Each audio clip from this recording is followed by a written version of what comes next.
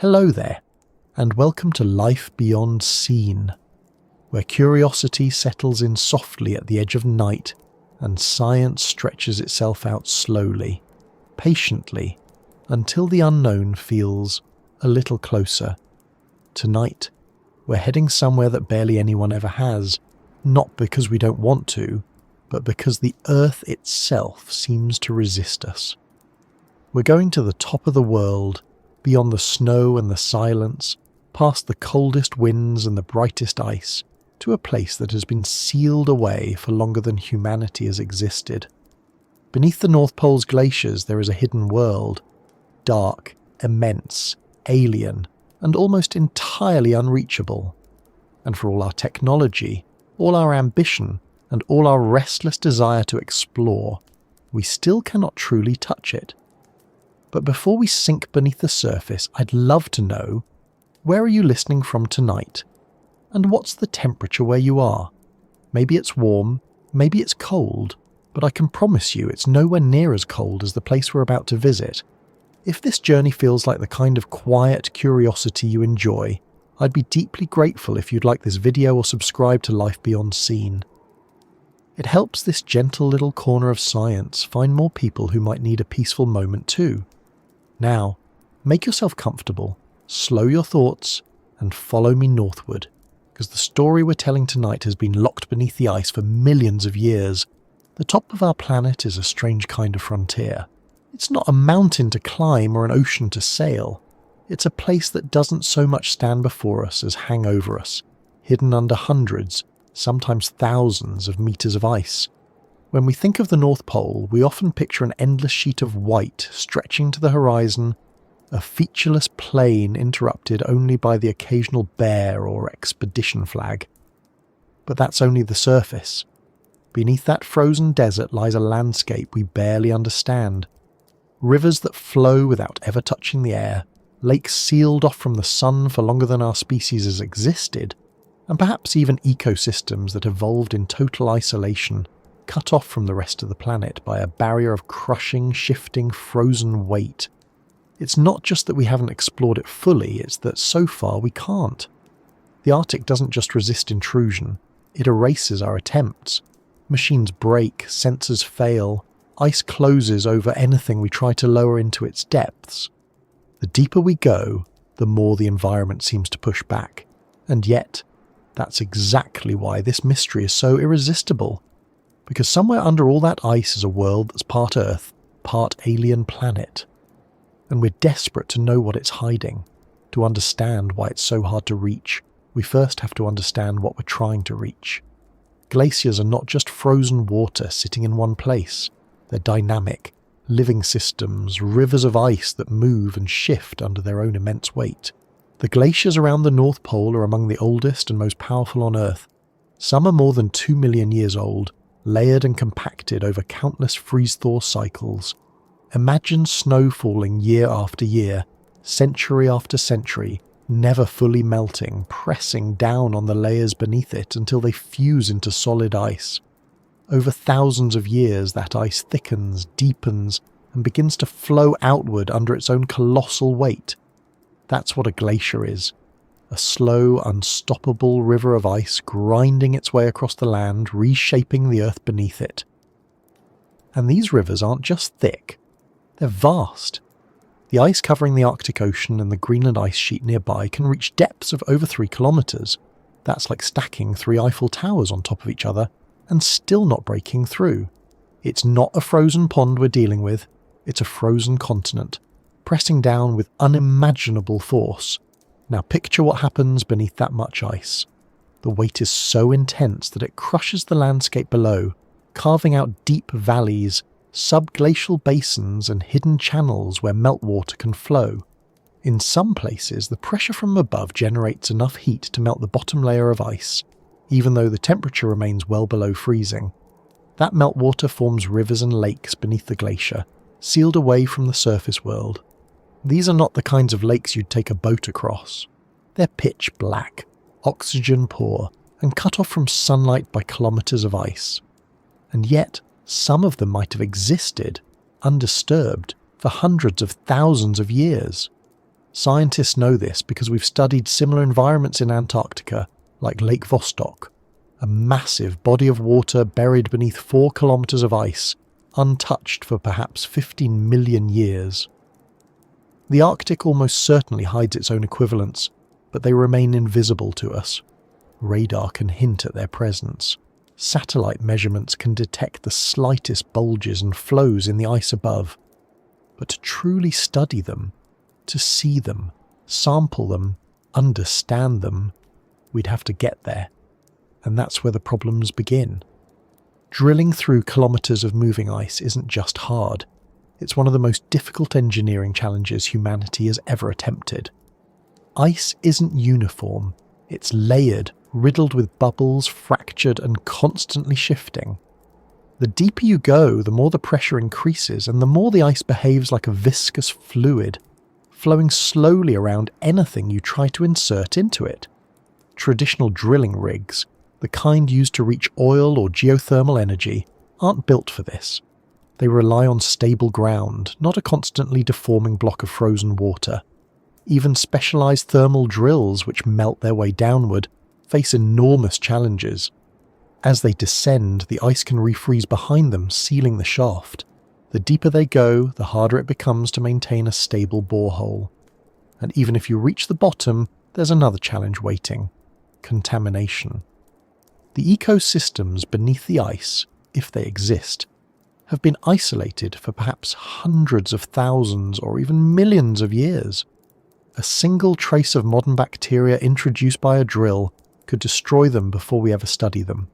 So scientists must sterilize every component, every drop of fluid, every instrument that enters the ice. That's slow, expensive and incredibly delicate work, and under Arctic conditions it becomes even harder. The Arctic environment itself adds another layer of complexity. Unlike Antarctica, where much of the ice sits atop land, the North Pole is covered by sea ice floating on an ocean. That ice isn't anchored. It drifts, cracks, and shifts constantly under the influence of winds and currents. A drilling platform that's perfectly positioned one day might drift kilometres off target the next. Equipment anchored in the ice can be torn apart by pressure ridges, massive walls of buckled ice that form without warning. Even the logistics of operating in such a remote, hostile environment are daunting. Temperatures plunge below 40 degrees Celsius, winds can exceed 100 kilometers per hour, and polar night can last for months, cutting off solar power and plunging the region into total darkness.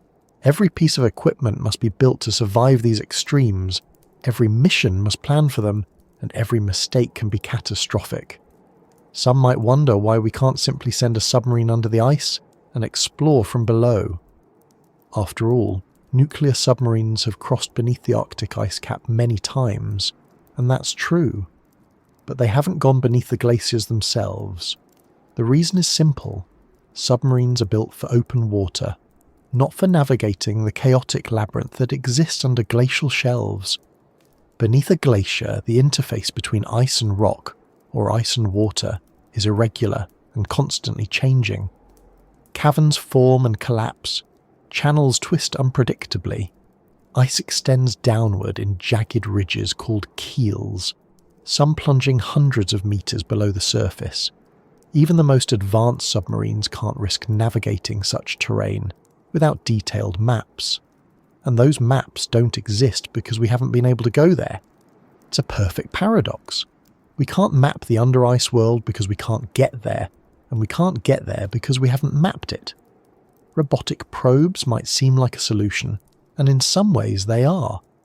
Scientists are developing autonomous underwater vehicles, AUVs, capable of navigating beneath ice, mapping the seafloor and collecting data. These robots can go places humans can't, slip through narrow passages and operate without direct control. But even they face severe limitations. Communication through thick ice is nearly impossible. Radio waves don't penetrate it well, and acoustic signals degrade quickly. That means once a robot goes beneath the ice, it's largely on its own. If it gets stuck, damaged, or lost, there's little we can do. Battery life is another major constraint. operating in freezing temperatures drains power quickly, and there's no way to recharge deep beneath the ice. Most current AUVs can only operate for a few days or weeks before they must surface, and surfacing isn't an option when you're trapped beneath a glacier. And then there's the pressure. The deeper beneath the ice you go, the greater the weight above you. At depths of several kilometres, the pressure reaches hundreds of atmospheres, enough to crush most materials if they're not engineered with extreme precision. The ice itself exerts additional mechanical stress. As it flows, it grinds against the rock below, creating friction and shear forces that can tear apart equipment. Meltwater channels open and close unpredictably, sometimes flooding with sudden torrents, other times freezing solid. Even the most carefully designed probe can find itself immobilized or destroyed by forces we still don't fully understand. This is part of why exploration beneath the Arctic glaciers has advanced so slowly. Every attempt teaches us more about what we don't know and how little we're prepared for the conditions that await us. It's tempting to think of the Arctic as static, a frozen, unchanging wasteland. But that's one of the biggest misconceptions about it. The glaciers are constantly moving, flowing outward from their centres of accumulation toward the sea. That movement can be measured in metres per year, but over decades or centuries it reshapes the entire landscape beneath the ice. Caves collapse, lakes migrate, channels are swallowed and new ones form. Even the thickness of the ice changes as snow accumulates, melts, refreezes, and compacts. For explorers, that means the target you're aiming for may not even exist by the time you reach it. A subglacial lake detected by radar today might have drained through a hidden channel by the time a drill arrives years later. A stable ice shelf might become riddled with crevasses and fractures after a season of warming. The Arctic is not a frozen tomb. It's a living, moving system, and that makes it a constantly shifting puzzle. Climate change is making that puzzle even harder. The Arctic is warming nearly 4 times faster than the global average. Sea ice is thinning and retreating. Glaciers are melting at unprecedented rates, and the delicate balance of pressure and temperature beneath the ice is shifting. On one hand, that makes some areas more accessible. Thinning ice can be easier to penetrate, and new channels might allow waterborne probes to explore further. On the other hand, it makes conditions more unpredictable and dangerous. Ice shelves that once provided stable platforms for research now fracture and collapse. Meltwater can refreeze in unexpected ways, sealing off routes and trapping equipment, and the very ecosystems we hope to study might be disappearing before we ever reach them, altered or destroyed by the rapid changes above. Despite these obstacles, scientists remain determined. The Arctic holds clues to some of the biggest questions in science, about life, climate, and even other worlds.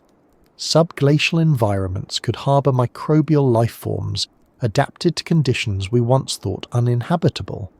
Studying them could reveal how life persists in extreme environments, offering clues to how it might exist on icy moons like Europa or Enceladus. The sediments beneath the ice hold records of past climates, locked away in undisturbed layers that stretch back hundreds of thousands of years. Unlocking those records could help us understand how Earth's climate has changed, and how it might change again.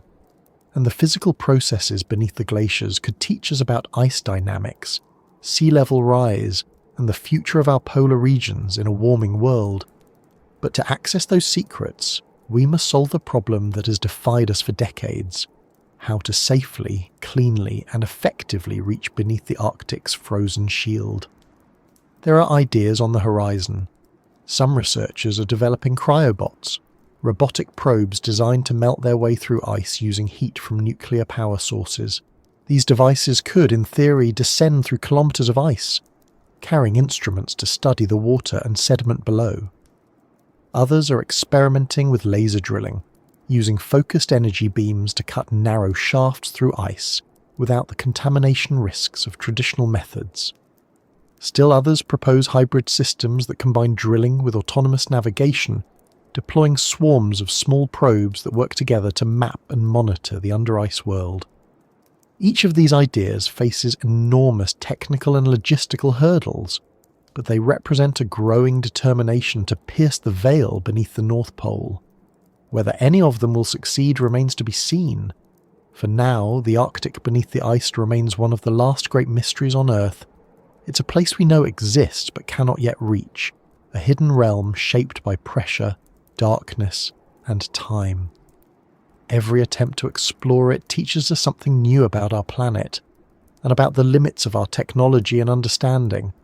But it also reminds us of something deeper, that Earth still holds secrets from us. In an age where satellites map every mountain and drones scan every rainforest, the idea that an entire landscape, perhaps an entire ecosystem, could remain hidden beneath our feet is both humbling and thrilling. It's a reminder that exploration isn't just about going farther or faster. Sometimes it's about finding a way to go deeper, into places that resist us, challenge us, and refuse to give up their mysteries easily.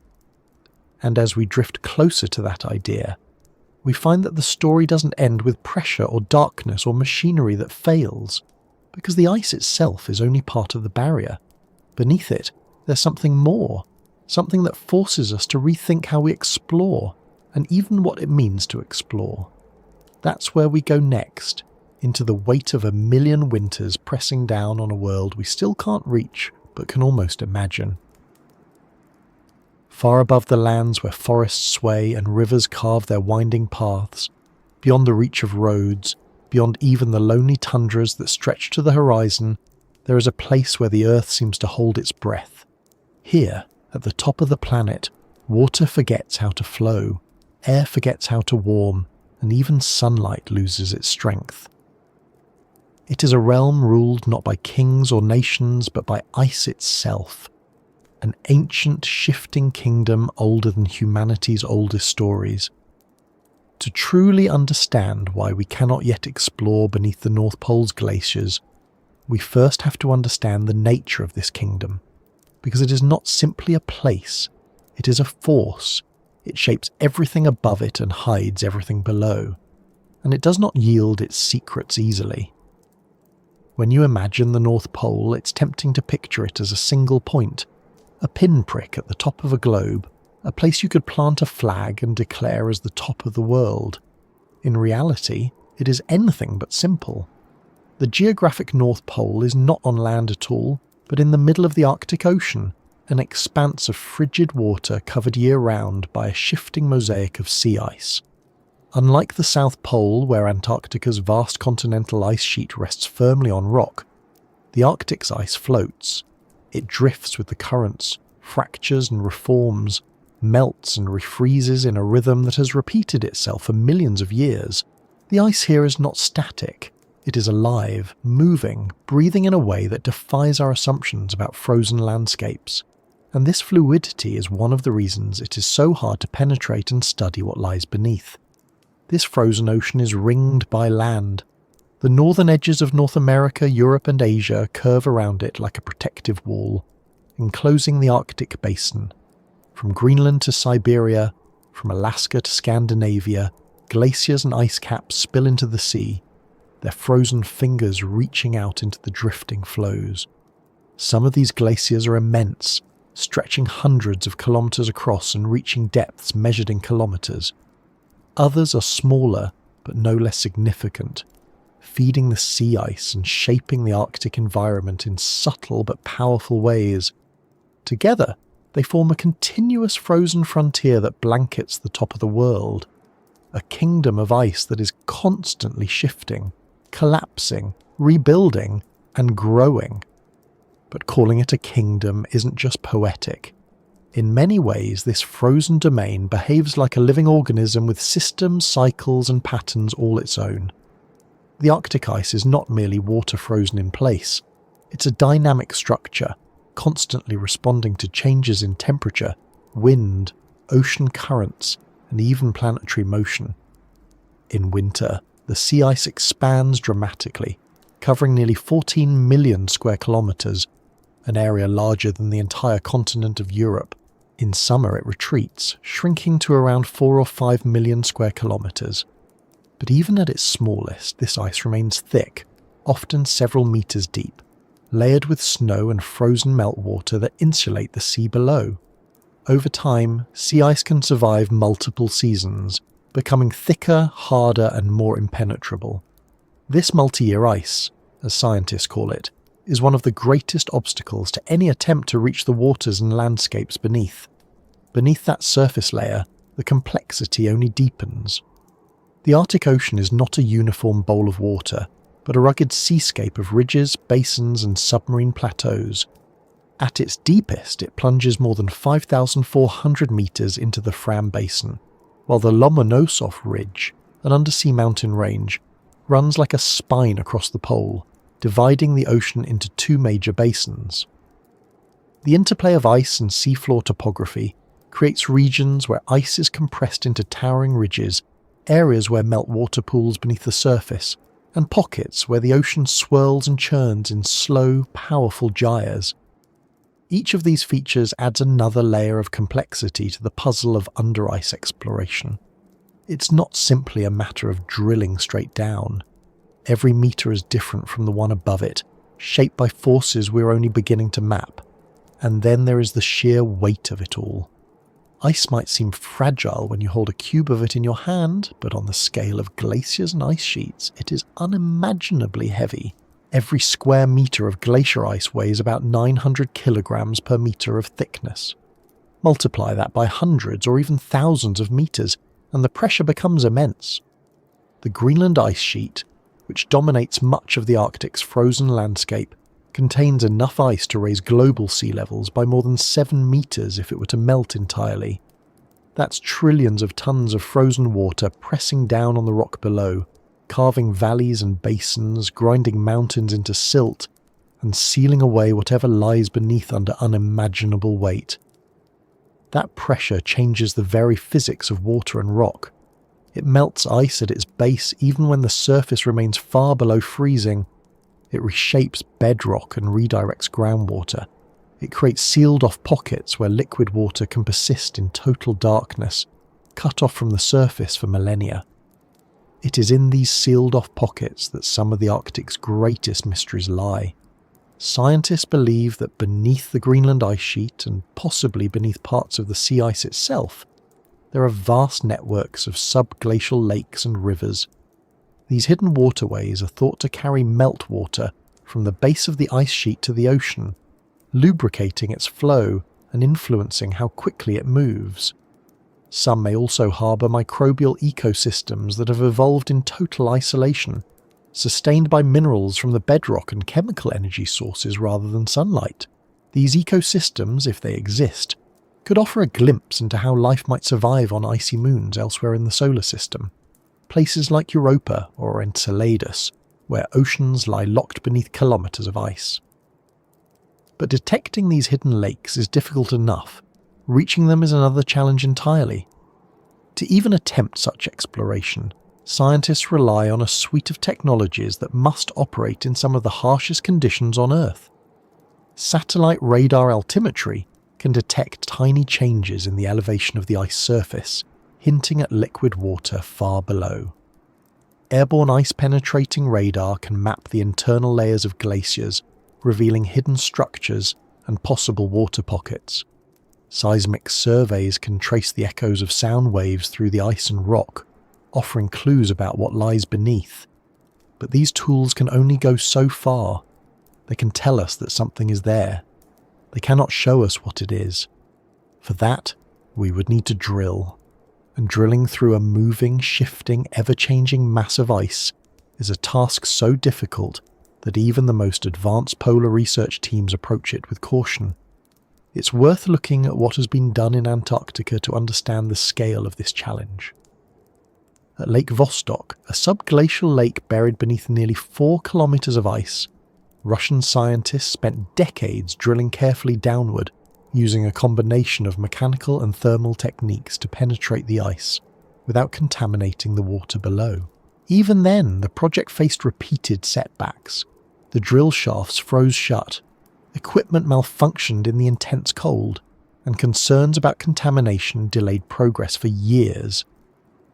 The team finally reached the lake in 2012, but even that success raised more questions than it answered. Samples collected from the borehole were inconclusive, and the true nature of the ecosystem within remains largely unknown.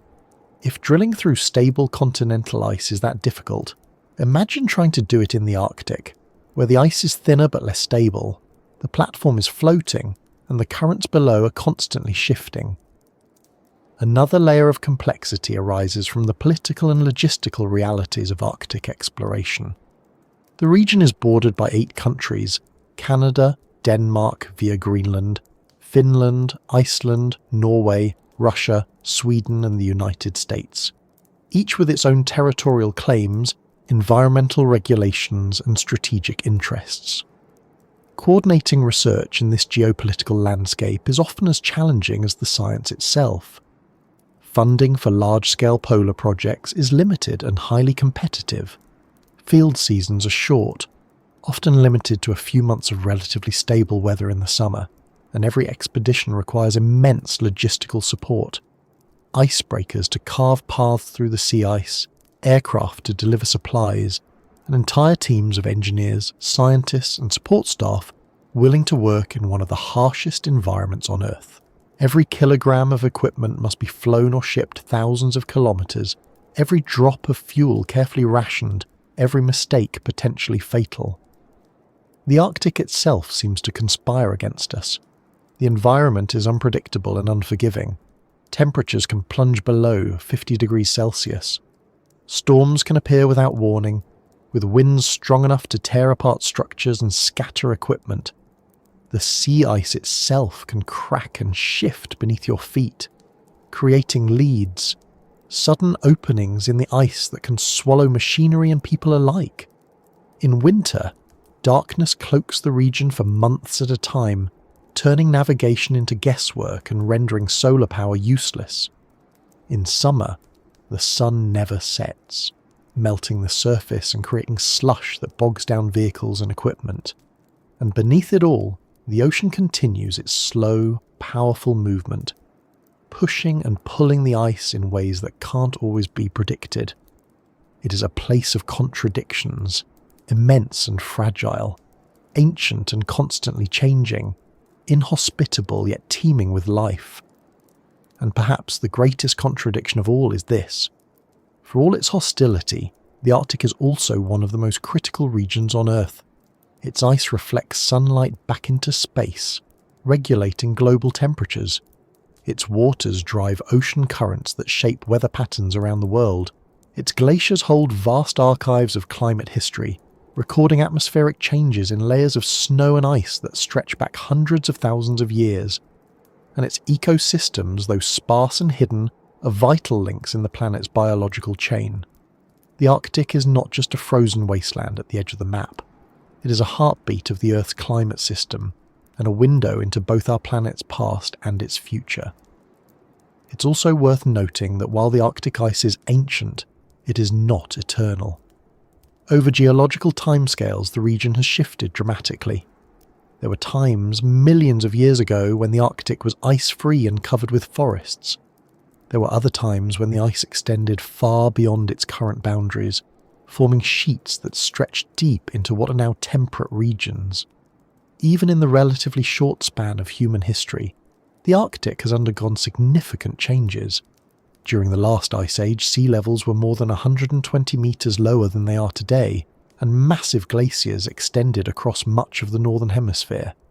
As the climate warmed, those glaciers retreated, leaving behind the landscape we see now. Today the Arctic is changing again, faster than at any point in recorded history. Sea ice is thinning, glaciers are retreating, and the delicate balance that has held for millennia is shifting. These changes make exploration both more urgent and more difficult. The window to study what lies beneath may be narrowing even as our ability to reach it slowly improves. To truly grasp the scale of this icy kingdom, it helps to think of it not as a single place but as a layered world. At the top is the drifting sea ice, constantly moving, breaking and reforming. Beneath that lies the frigid ocean, its waters stratified into layers of different salinities and temperatures, shaped by currents that circle the Arctic basin in vast, slow-moving gyres.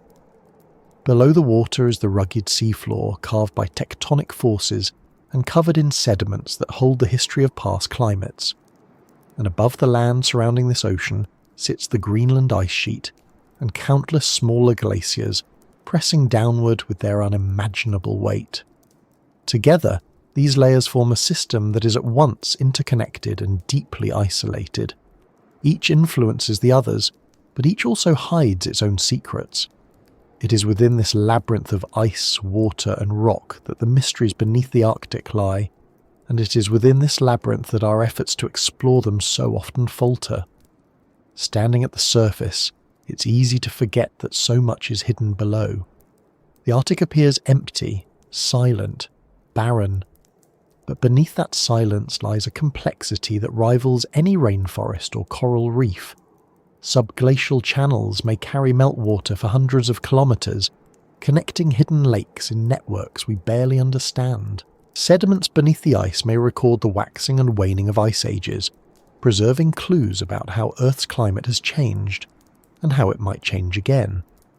And if life exists in those sealed, dark lakes, it could hold answers to some of the most profound questions in biology: how life begins, how it adapts, and where else in the universe it might exist. These are the treasures of the kingdom locked in ice, but they remain beyond our reach, sealed away by forces we cannot yet overcome. This kingdom is not just remote, it is actively hostile to exploration. It moves when we need it to stay still. It freezes when we need it to melt. It crushes what we try to send into it and closes over the holes we dig. It hides its treasures not behind walls but within itself, in layers of shifting, grinding, flowing ice that defy the tools and techniques we've built for other environments. And yet, for all its resistance, it continues to draw us closer. Because beneath those shifting layers, there is something more than just water and rock and ancient ice. There are stories written in pressure and darkness, histories older than humanity, and perhaps even forms of life that have never seen the sun. As we look deeper into this frozen kingdom, we begin to realise that the problem isn't just about building better drills or stronger robots. It's about confronting the fundamental physics of ice itself, the weight, the pressure, the movement, the constant reshaping of the world beneath our feet. And it's about understanding how those forces interact with the machinery we build and the ambitions we bring. Because beneath the surface of this icy realm lies a truth that has shaped it for millions of years, a truth that will shape everything we try to do there. And to see that truth clearly, we have to look not just at the surface or even the ice itself, but at the forces that hold it all together and make it so difficult to breach. If you were to stand on the ice near the top of the world and press your hand against its surface, you might think you were touching something delicate. Ice fractures under pressure. It melts when warmed. It can be shattered with a hammer or carved with a blade. It feels fragile, temporary, something that should yield easily to human tools and machines. But beneath your feet, that thin sheet extends downward into a body of frozen water, so vast, so heavy, and so relentless that it bends the land beneath it and alters the shape of the planet itself. The glaciers of the Arctic are not delicate. They are ancient, monstrous accumulations of snow and pressure, built layer by layer over millions of winters. And their weight is one of the fundamental reasons we cannot yet truly explore the world beneath them. Every snowflake that has ever fallen on the polar ice contributes to this immense weight.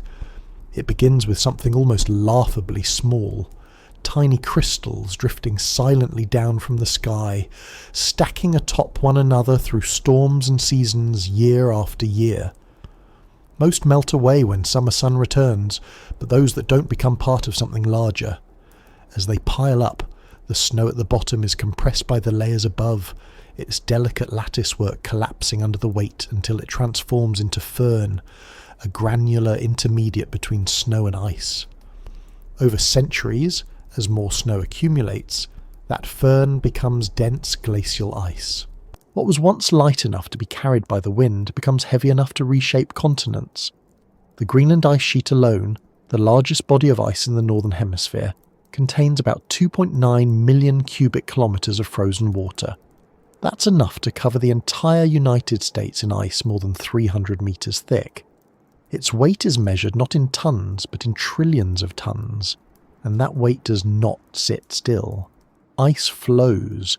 It does not flow quickly, at least not in human terms, but over decades and centuries it behaves less like a solid and more like an incredibly slow, viscous liquid. Under the relentless pressure of its own mass, glacier ice deforms and moves outward from its thickest points, creeping toward the sea in currents that carry rock and debris with them. This movement isn't uniform, it varies with temperature, bedrock friction, meltwater lubrication, and countless other factors. But no part of a glacier is truly stationary. Even the thickest ice, which might seem frozen in place, is creeping millimetres or centimetres each day. And the deeper you go beneath that ice, the more intense the pressure becomes, squeezing rock, water, and even the glacier itself into new shapes. For humans and machines trying to penetrate this frozen world, that movement is an enemy we have yet to conquer. It bends drilling shafts, closes tunnels, and crushes anything that lingers too long. To grasp just how overwhelming this pressure is, consider the numbers. For every 10 metres of ice above a point, there's roughly 1 atmosphere of pressure, about 14.7 pounds per square inch. That means that beneath 1,000 metres of ice, the pressure exceeds 100 atmospheres. At 3,000 metres, as at the base of parts of the Greenland ice sheet, the pressure surpasses 300 atmospheres, more than 400 pounds per square inch. Few materials on Earth can withstand such force indefinitely without deforming. Steel can bend, glass can shatter. Even rock will yield and flow over geological time. At those pressures, water behaves differently too. Its melting point drops, allowing it to remain liquid even when temperatures are below freezing. That means at the base of a glacier, where pressure is highest, liquid water often exists in thin layers or pockets, lubricating the ice above and helping it slide over the bedrock. This meltwater is vital to the glacier's movement, but it also creates unpredictable conditions for explorers. A drill can suddenly encounter liquid water after kilometres of solid ice, destabilising the borehole and threatening contamination of pristine subglacial environments. The pressure doesn't just act vertically. As the glacier flows outward, it exerts immense horizontal forces as well, grinding against the valley walls and the bedrock below. The base of a glacier is not smooth. It's a chaotic zone of rock fragments, sediments and meltwater, all being dragged along under crushing weight. This process, called glacial erosion, has carved out some of the world's most dramatic landscapes. U-shaped valleys, fjords and basins that were once buried beneath miles of ice. But it also means that the interface between ice and bedrock is constantly changing. Cavities open and close, water channels shift, sediment builds up and is swept away. For any machine attempting to operate in this environment, predictability is nearly impossible. A probe lowered into one channel might find it sealed off by refreezing water days later. A drilling shaft might emerge into a cavity that didn't exist when the project began. The glacier is always reshaping itself, always rewriting the landscape below. This constant pressure also changes the shape of the land itself. The Earth's crust, though seemingly rigid, is elastic on long time scales. When a massive glacier forms, its weight pushes the crust downward, depressing the land beneath it.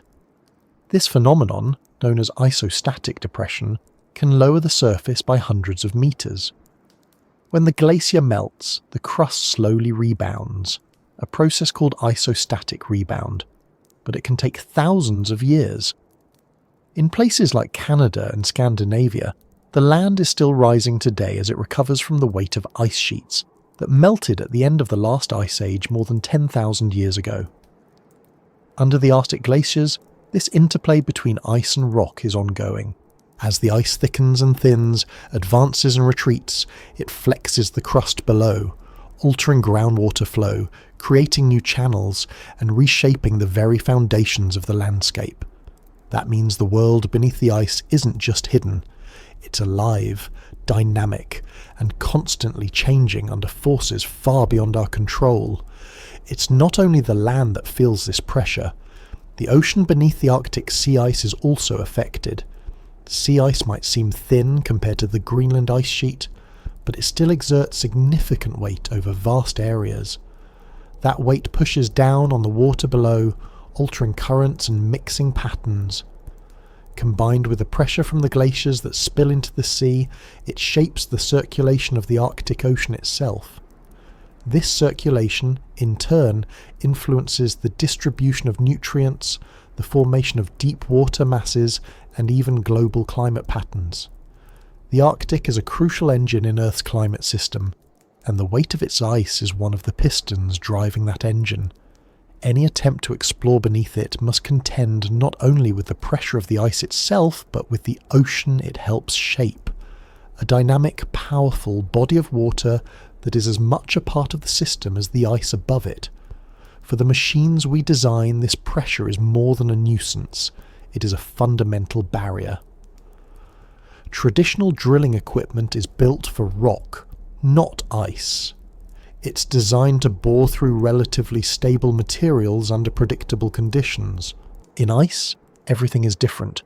The material flows, it melts and refreezes, it exerts pressure in unpredictable ways. Drill shafts can buckle under the stress. Boreholes can close as the ice flows around them. Meltwater can refreeze above the drill bit, trapping it deep within the glacier. And even if the equipment survives the journey downward, the conditions at the base, crushing pressure, unpredictable water pockets, unstable sediments, can render it useless. Building machines that can operate reliably in these conditions requires not just stronger materials, but entirely new approaches to engineering. Even the most advanced robotic probes face similar challenges. Autonomous underwater vehicles designed to explore beneath ice must withstand immense pressure while navigating through complex shifting environments. Their hulls must be strong enough to resist crushing forces, yet light enough to allow for mobility. Their sensors must function in conditions of near-total darkness and intense cold. Their power systems must operate reliably, even as temperatures plunge and pressures climb. And perhaps most challenging of all, they must do all of this without direct communication. Radio waves can't penetrate thick ice, and acoustic signals degrade quickly, leaving the robots largely on their own once they enter the under-ice environment. A failure deep beneath the glacier doesn't just mean the loss of expensive equipment. It means the loss of data, of progress, of years of preparation and planning. The pressure also poses a risk to what we're trying to study. If subglacial lakes and ecosystems exist beneath the Arctic ice, they have evolved in conditions that are almost entirely sealed off from the surface. Introducing even a small amount of contamination could irreversibly alter those environments. But sterilizing equipment for use under such pressure is extraordinarily difficult. Materials that are sterile at the surface may be compromised under hundreds of atmospheres of force. Fluids used in drilling can behave unpredictably, expanding or contracting in ways that create pathways for contamination. Even the act of drilling itself, the heat generated, the vibrations produced, can disturb delicate environments. Balancing the need to explore with the need to protect these pristine systems is one of the greatest ethical and scientific challenges we face. It's easy to underestimate just how much time is embedded in that pressure. Each layer of ice represents a winter, a season of snow that fell and never melted, compressed into the fabric of the glacier. In some places, the ice at the base of Greenland's sheet is more than 1 million years old. That means the water trapped beneath it has been sealed away since before modern humans existed. The pressure we encounter there is not just physical, it's temporal. It's the weight of countless winters pressing down, season after season, century after century, until the past itself becomes a barrier. Every attempt to penetrate that barrier is an attempt to move through time. to reach back into Earth's distant history and touch a world that has been untouched for longer than we can comprehend. And yet, the weight is not constant. Climate change is reshaping the Arctic, altering the balance of ice and water and changing the pressures beneath the surface. As temperatures rise, glaciers thin and retreat, reducing the weight they exert on the land below. This can trigger isostatic rebound, altering drainage patterns and potentially exposing subglacial environments to new conditions. It can also destabilize ice sheets, accelerating their movement and increasing the frequency of calving events where massive chunks of ice break off into the sea. These changes make exploration even more complex. A site chosen for drilling might become unstable before the project begins. A channel mapped one year might be gone the next. The very weight that has preserved these hidden worlds for millions of years is now shifting, sometimes faster than our technology can adapt. This shifting weight also carries global consequences. As glaciers melt and lose mass, they contribute to rising sea levels, reshaping coastlines and threatening communities thousands of kilometers away. The meltwater they release alters ocean salinity and circulation, influencing weather patterns and marine ecosystems. The pressure they relieve on the Earth's crust can even trigger earthquakes and volcanic activity. Subtle reminders that the cryosphere and the geosphere are deeply interconnected. Exploring beneath the Arctic ice isn't just about curiosity, it's about understanding processes that affect the entire planet. But those processes are governed by forces far greater than us, forces measured in millions of winters and trillions of tons. And so, the weight of 1,000,000 winters remains one of the most formidable barriers between us and the world beneath the Arctic ice. It crushes our machines, distorts our measurements, and reshapes the landscape faster than we can map it. It hides water where we don't expect it and seals it away where we hope to find it. It preserves ancient ecosystems while threatening to destroy them if disturbed. It is not a simple obstacle we can drill through or melt away. It is a force that defines the environment itself, shaping everything that happens beneath the ice and everything we try to do within it. But understanding that weight and learning how to work with it rather than against it is key to unlocking the secrets beneath the glaciers. It forces us to rethink how we design our tools, how we plan our missions, and how we imagine exploration itself. It reminds us that the Arctic is not an empty void waiting to be filled with our discoveries. It is an active, dynamic system with its own rules, its own rhythms, and its own immense inertia. And as we push deeper into its frozen heart, we begin to see that the problem is not just the weight pressing down from above, it is also the darkness that lies beneath, a darkness that has never known sunlight, never felt warmth, and holds within it mysteries older than memory itself, a darkness that will shape everything we do next. Far below the frozen skin of the Arctic, where no sunlight has ever reached and no eye has ever seen, there is a darkness that does not simply exist, it endures.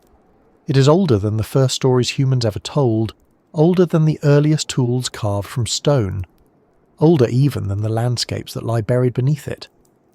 It has been there since before ice covered this part of the world, before the continents settled into their current shapes, before mammals walked the earth.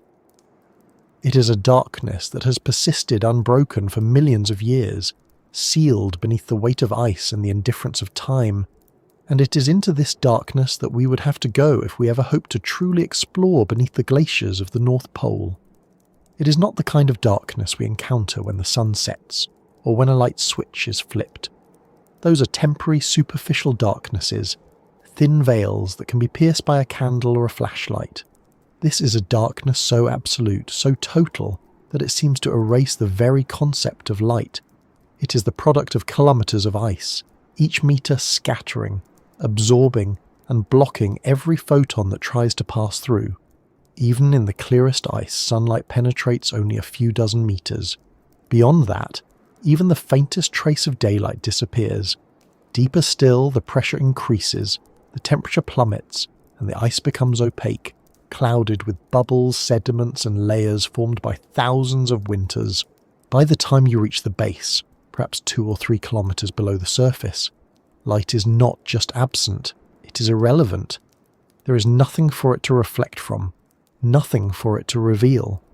The darkness is not waiting to be illuminated, it simply is. This absence of light creates conditions that are almost alien. Human senses are built around light. Our eyes evolved to detect it. Our biology relies on it to regulate cycles of sleep and wakefulness. Our perception of space and movement depends on it. Without light, those senses falter. Even our machines struggle. Cameras are useless without artificial illumination. Lasers scatter unpredictably in cloudy ice. Sonar, often the best alternative, paints only crude outlines of what lies beyond. Every attempt to explore in this environment feels like groping through an endless void, each piece of data incomplete, each measurement shadowed by uncertainty. It's not just that we cannot see, it's that the very tools we rely on to compensate for sight are limited, distorted, or defeated by the conditions. But the darkness is more than just a lack of light. It is also a product of isolation. The ecosystems beneath the ice, if they exist, have been sealed away from the surface world for hundreds of thousands or even millions of years. They have never seen the sun. They have never experienced day or night as we know them. Their rhythms, if they have any, are dictated by entirely different forces: the slow flow of meltwater, the chemical reactions between rock and water, the faint geothermal heat rising from below. In this darkness, life would have to exist without photosynthesis, relying instead on chemosynthesis, the extraction of energy from chemical reactions rather than sunlight. Such ecosystems exist elsewhere on Earth, most famously around hydrothermal vents on the ocean floor, where bacteria feed on minerals and support entire communities of organisms in total darkness. If similar life exists beneath the Arctic ice, it would represent not just a remarkable adaptation, but an entirely different way of being. One that has thrived beyond the reach of light for longer than our species has existed. This possibility is one of the most tantalizing reasons scientists want to reach these hidden worlds. The study of extremophiles, organisms that live in conditions previously thought uninhabitable, has transformed our understanding of life's resilience. Microbes have been found in boiling hot springs, inside nuclear reactors, deep within Earth's crust, and in Antarctic subglacial lakes buried under kilometers of ice. If life exists beneath the Arctic glaciers, it would add to this growing list of environments where biology defies expectations. More importantly, it would offer clues about how life might exist elsewhere in the universe. Icy moons like Europa and Enceladus are thought to have subsurface oceans beneath thick crusts of ice. If life can persist in the lightless, pressurized, chemically driven environment beneath the North Pole, it might also exist in the dark oceans of those distant worlds. Exploring this darkness is not just about understanding our own planet. It's about probing the boundaries of life itself. Yet even if no life exists there, the darkness still holds secrets worth pursuing. The sediments trapped beneath the ice record a history of Earth's climate stretching back hundreds of thousands, perhaps millions, of years.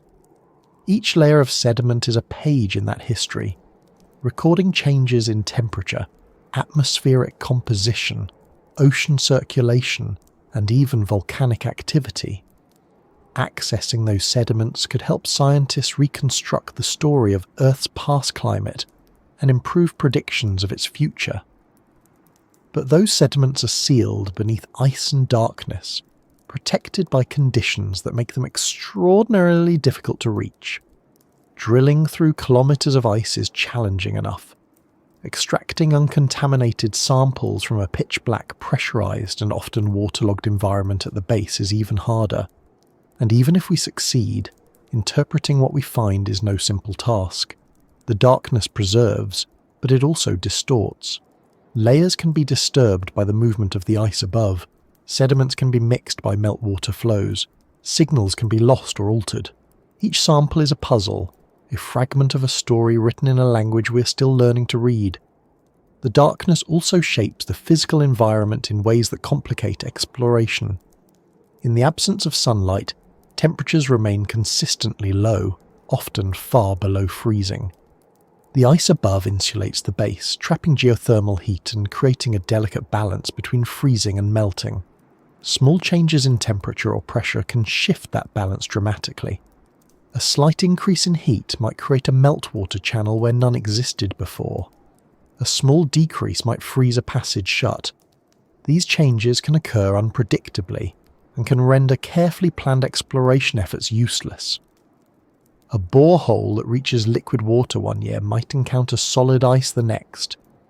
A meltwater channel mapped by radar might have vanished by the time a probe arrives. The darkness hides these changes from us, leaving us to infer them from indirect evidence and guesswork. And then there's the psychological dimension of darkness, something we don't often consider, but which matters deeply in environments like this. Humans are not built for absolute darkness. Even in the deep ocean, bioluminescent organisms provide faint glimmers of light. Beneath the Arctic glaciers, there may be no such light at all. For explorers and scientists working in these conditions, the absence of visual cues can be disorienting, even disturbing. Time loses its meaning when there's no sunrise or sunset. Space becomes abstract when there's nothing to see. Machines too face challenges in this sensory vacuum. Navigation systems that rely on visual landmarks become useless. Cameras designed to detect light must rely on artificial illumination, which can alter the environment and affect the very things we're trying to study. Even sonar, which uses sound instead of light, struggles to provide high-resolution images in the complex, shifting geometry beneath the ice. This sensory deprivation is one reason why exploring beneath the Arctic ice is often compared to exploring space. Both environments are extreme, hostile, and utterly alien to human senses. Both require technology that can function without direct human control. Both demand careful planning and meticulous attention to contamination and safety. And both offer the possibility of discoveries that could transform our understanding of the universe. But there is one crucial difference. Space is empty. The darkness beneath the Arctic is not. It is filled with water, ice, sediment, pressure, and potentially life.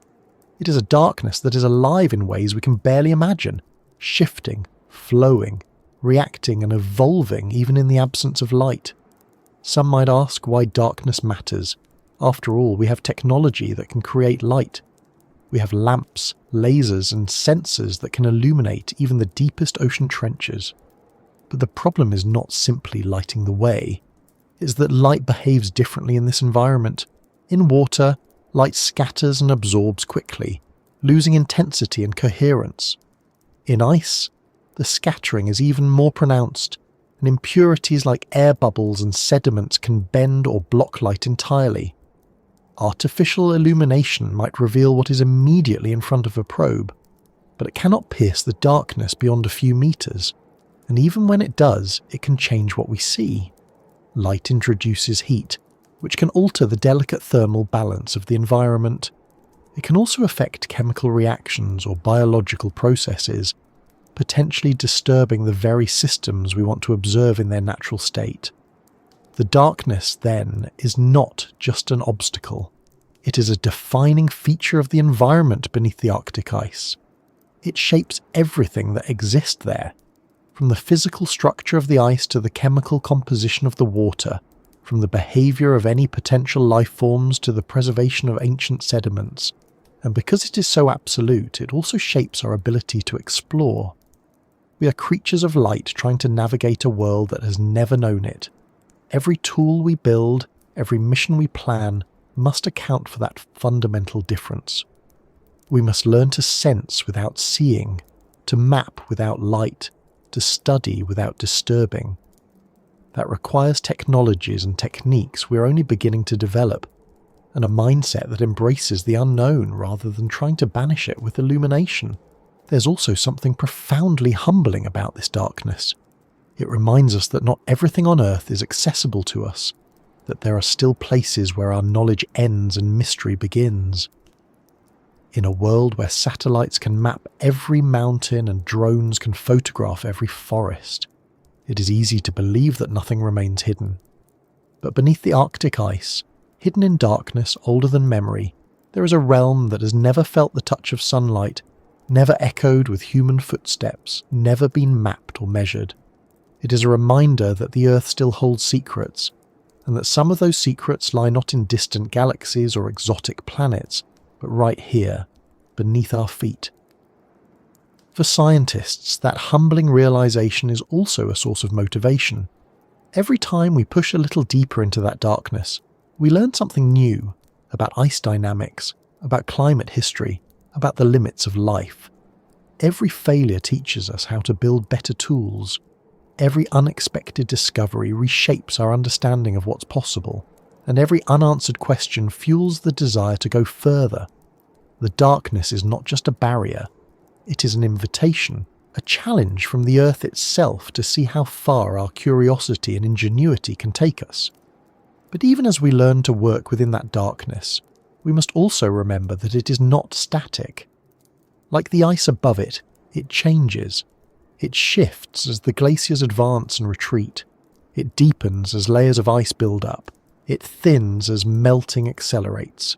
It moves as channels open and close. The darkness that exists beneath the Arctic today is not the same as the darkness that existed 1,000 years ago, and it will not be the same 1,000 years from now. That means that every attempt to explore it is a race against time, a chance to capture a glimpse of a world that may soon be gone or transformed beyond recognition. And that leads us deeper still into the question of what lies within this darkness, beyond the reach of light and the grasp of our current technology. Because hidden in that void are not just sediments and water and rock. There may also be entire networks of subglacial rivers and lakes, flowing unseen beneath the ice. There may be chemical processes at work that we have never observed. There may be forms of life that evolved in ways we have yet to imagine. The darkness hides them all, not out of malice, but simply because it is what it is. Ancient, immense, and indifferent. And as we begin to imagine what those hidden worlds might look like, we find ourselves moving from the realm of the known into the realm of speculation, into the territory of the hidden oceans we dream of. Beneath the glaciers of the far north, in a place where light has never reached and sound moves slowly through dense frozen silence, there may be entire worlds of water sealed away from everything we know. They are not oceans in the way we imagine them when we think of the Pacific or the Atlantic. They do not roar with waves or sparkle beneath sunlight. They are oceans without shores, without tides, without a surface. They flow through tunnels and basins beneath kilometers of ice, trapped and forgotten, shaped by pressure and time. They exist, if they exist, in total darkness, hidden from the rest of Earth for hundreds of thousands or even millions of years, and they may hold secrets about the history of our planet, about the nature of life, and about the limits of exploration itself. Scientists call them subglacial lakes, but that term hardly does justice to what they might be. The word lake suggests something placid and contained, but beneath the ice, water is neither. Under immense pressure, even small amounts of heat, from friction, from geothermal energy, from the weight of the ice itself, can melt the base of a glacier. That meltwater doesn't stay still. It flows into depressions, carves channels through the sediment, gathers in pockets and basins, and forms networks that can stretch for hundreds of kilometers. Some of these pockets remain sealed for tens of thousands of years. Others connect to one another, creating entire hidden drainage systems beneath the ice. Some drain suddenly in massive floods that reshape the landscape below. Others may persist quietly, isolated and undisturbed, sealed beneath ice so thick that not a single molecule of their water has touched the atmosphere since long before humans evolved. We know these hidden oceans exist beneath Antarctica. Lake Vostok, the largest of them all, lies beneath nearly 4 kilometers of ice, and spans more than 12,000 square kilometres, roughly the size of Lake Ontario. It has been sealed off from the surface for at least 15 million years. Over 400 other subglacial lakes have been identified beneath Antarctica, each with its own shape, depth, and hydrological behaviour. In Greenland, scientists have identified more than 50 subglacial lakes beneath the ice sheet, though most are smaller than their Antarctic counterparts. And beneath the sea ice of the Arctic Ocean, though direct evidence is scarce, models suggest that similar pockets of meltwater could exist where pressure, geothermal heat, and topography allow it. These are the hidden oceans we dream of, not vast open expanses but labyrinthine networks of water beneath ice, flowing unseen and untouched. What makes these hidden oceans so fascinating is not just their existence but their potential. They're among the most isolated environments on Earth, sealed away from sunlight, shielded from atmospheric exchange, and protected from surface contamination. They may have remained stable for vast stretches of time. Within them, chemical reactions driven by minerals in the bedrock or by the slow decay of radioactive elements could provide energy. Microorganisms, if they exist, might thrive on that energy, forming entire ecosystems independent of the surface world. They would not rely on photosynthesis, which requires light, but on chemosynthesis, using chemical reactions to sustain life. This is how life thrives around hydrothermal vents on the ocean floor, where sunlight never penetrates and volcanic activity provides heat and energy. If life can do the same beneath glaciers, it would be living proof that biology can persist in darkness, isolation, and extreme pressure. The implications of that are profound. If life can exist beneath the Arctic glaciers, it strengthens the possibility that life could exist elsewhere under similar conditions. On Europa, one of Jupiter's moons, a global ocean is thought to lie beneath a crust of ice tens of kilometres thick. On Enceladus, a moon of Saturn, geysers of water erupt from cracks in its icy shell, hinting at a subsurface ocean below. Both moons receive little sunlight, and both are too cold for liquid water on the surface. Yet beneath their icy crusts, heat from tidal forces and radioactive decay may sustain liquid water, and possibly life. Studying subglacial lakes on Earth could offer a preview of what those extraterrestrial oceans might be like. They are analogues, models, test cases, ways to study how life might arise, evolve, and survive in environments far removed from sunlight and surface conditions. But these hidden oceans are not just interesting because of what might live within them. They're also archives of Earth's past. The sediments at their bottoms may contain records of climate change, volcanic eruptions, and even asteroid impacts stretching back millions of years. Trapped gases could preserve snapshots of ancient atmospheres. Layers of deposited material could reveal shifts in ocean circulation, ice sheet dynamics, and global temperature. Unlocking these records could transform our understanding of how Earth's climate has changed over geological time, and how it might change in the future. But accessing them is extraordinarily difficult. The very isolation that makes these lakes valuable also makes them fragile. A single drilling operation could contaminate them, altering their chemistry or introducing microbes from the surface. A single miscalculation could collapse a channel or drain a lake entirely.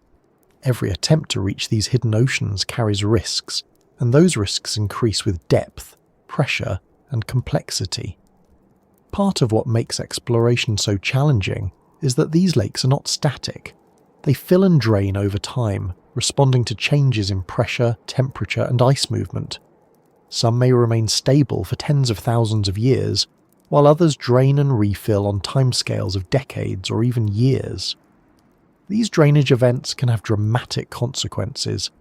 When a subglacial lake drains, it can release billions of litres of water in a matter of days, carving channels beneath the ice and accelerating the glacier's flow.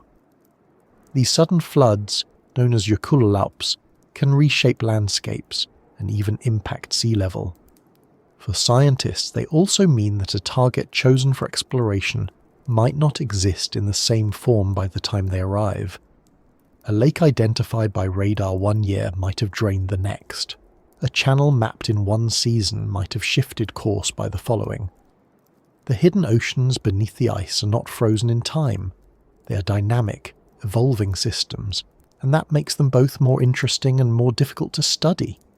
Another obstacle is the sheer inaccessibility of these environments. Drilling through kilometers of ice requires immense amounts of energy, precision, and patience.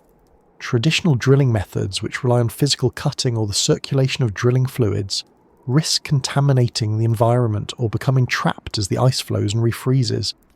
Thermal drills, which melt their way downward, face challenges of their own. They require enormous power and must prevent the water above them from refreezing and sealing the borehole. Even if a drill reaches a subglacial lake, retrieving samples without contamination is a delicate process. The water is under high pressure and may gush upward into the borehole, carrying sediments and microbes that could compromise the sample. Specialized systems must be used to capture water and sediment cleanly, maintain pressure conditions, and preserve the environment below. Because of these challenges, much of what we know about subglacial lakes comes from indirect evidence. Radar and seismic surveys reveal their outlines. Satellite measurements detect subtle changes in ice elevation that indicate filling and draining. In some cases, water from subglacial lakes emerges at the glacier's edge, carrying sediments and microorganisms that hint at what lies beneath. But these glimpses are incomplete. They tell us that the hidden oceans exist, but not how they function, what they contain, or how they change over time. They leave us with tantalizing hints but few definitive answers, and so, the hidden oceans remain largely in the realm of imagination, places we dream about but cannot yet touch. That imagination has grown richer in recent years as scientists develop new technologies designed to reach these remote environments. One promising approach is the cryobot, a robotic probe that melts its way through ice using heat, often generated by a nuclear power source. Unlike traditional drills, cryobots do not require boreholes to remain open, and they can operate autonomously, carrying sensors and sampling equipment directly into the lake. Once there, they can deploy smaller robots or collect samples before returning data to the surface. Another approach involves hot water drilling, in which high-pressure jets of heated water melt a path through the ice. This method has been used successfully in Antarctica to access shallow subglacial lakes, and researchers hope it can be adapted for deeper Arctic environments. Advances in autonomous underwater vehicles also hold promise. These machines could enter subglacial lakes through narrow openings and explore them directly, mapping their interiors and searching for signs of life. Despite these advances, the challenges remain immense. Communication through thick ice is limited, making it difficult to control or retrieve data from robotic probes. Power is a constant constraint, both for drilling and for sustained exploration beneath the ice, and contamination remains a serious concern. Any mission must adhere to strict cleanliness protocols to avoid altering the pristine environments below. These constraints mean that exploration progresses slowly, often over decades. Each mission requires years of planning, testing, and refinement. Each attempt builds on the lessons of those before it, and each discovery, however small, brings us closer to the hidden oceans we seek. The dream of exploring these hidden oceans is not just scientific, it's also deeply human. There is something about the idea of vast, unseen worlds beneath our feet that captures the imagination. It reminds us that even on a planet we've mapped in exquisite detail, there are still places we do not know, places that have existed in isolation for longer than we have walked the Earth. It reminds us that exploration is not just about reaching distant planets or probing distant stars. It's also about looking inward, into the hidden corners of our own world. The oceans beneath the Arctic ice are not remote in the way Mars or Europa are. They're here, beneath our own planet's surface, waiting for us to find a way to reach them. And yet, perhaps part of their allure lies in their inaccessibility. There is something profoundly compelling about a mystery that resists us, that refuses to yield no matter how hard we try. It humbles us, reminding us that we are not masters of this planet but participants in its ongoing story.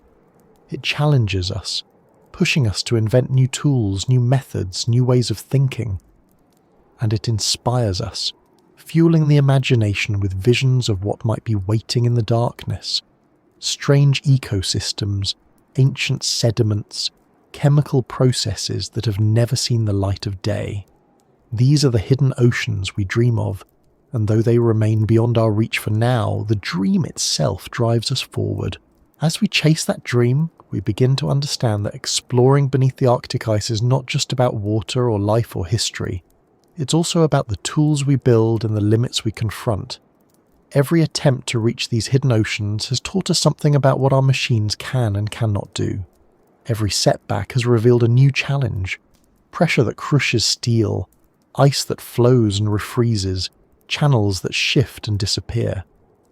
The Arctic seems determined to remind us that it plays by its own rules, and that to explore beneath its glaciers, we must learn those rules and build accordingly. And so our story now turns toward the machines we've built, and the ways they've succeeded, failed, and adapted in the face of one of the most challenging environments on Earth. For all our ambition, all our restless curiosity, and all the centuries we've spent turning questions into discoveries, we are still fragile creatures trying to reach into places that were never meant for us. And nowhere is that fragility more obvious than in our attempts to send machines into the frozen underworld beneath the Arctic glaciers. Every bolt of steel, every circuit board, every meticulously engineered drill and probe is a testament to human ingenuity. And yet, in the presence of ice that weighs trillions of tons, water that moves unseen in darkness, and pressure that can crush a submarine like a soda can, our machines look clumsy, small, and profoundly mortal. They stand at the edge of a world we cannot enter ourselves, built to touch what we cannot touch, to see what we cannot see. And still, for now, that world mostly remains beyond their reach. We have been building machines to explore hostile environments for as long as we've had machines at all. Deep-sea submersibles that withstand crushing pressure, rovers that crawl across alien landscapes, spacecraft that endure the cold emptiness beyond our planet. But the environment beneath the Arctic glaciers is unlike any other, and the tools we've built for one extreme do not easily adapt to another. It's a place where ice behaves both like a solid and a liquid, where water flows under pressures hundreds of times greater than those at the surface, where communication is nearly impossible, and where everything, temperature, structure, chemical composition, changes constantly and unpredictably. A machine designed for the deep ocean cannot simply be lowered beneath the ice. A drill built to pierce rock cannot be expected to survive kilometers of shifting, deforming glacier. To explore this hidden world, we've had to design tools that are as specialized and resilient as the environment is hostile.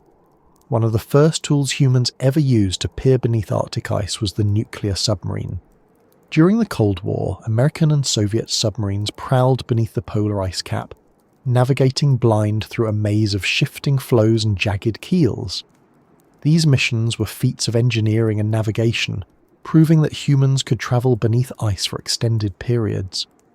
But even these immense, powerful vessels were limited. They travelled beneath sea ice, not beneath glaciers.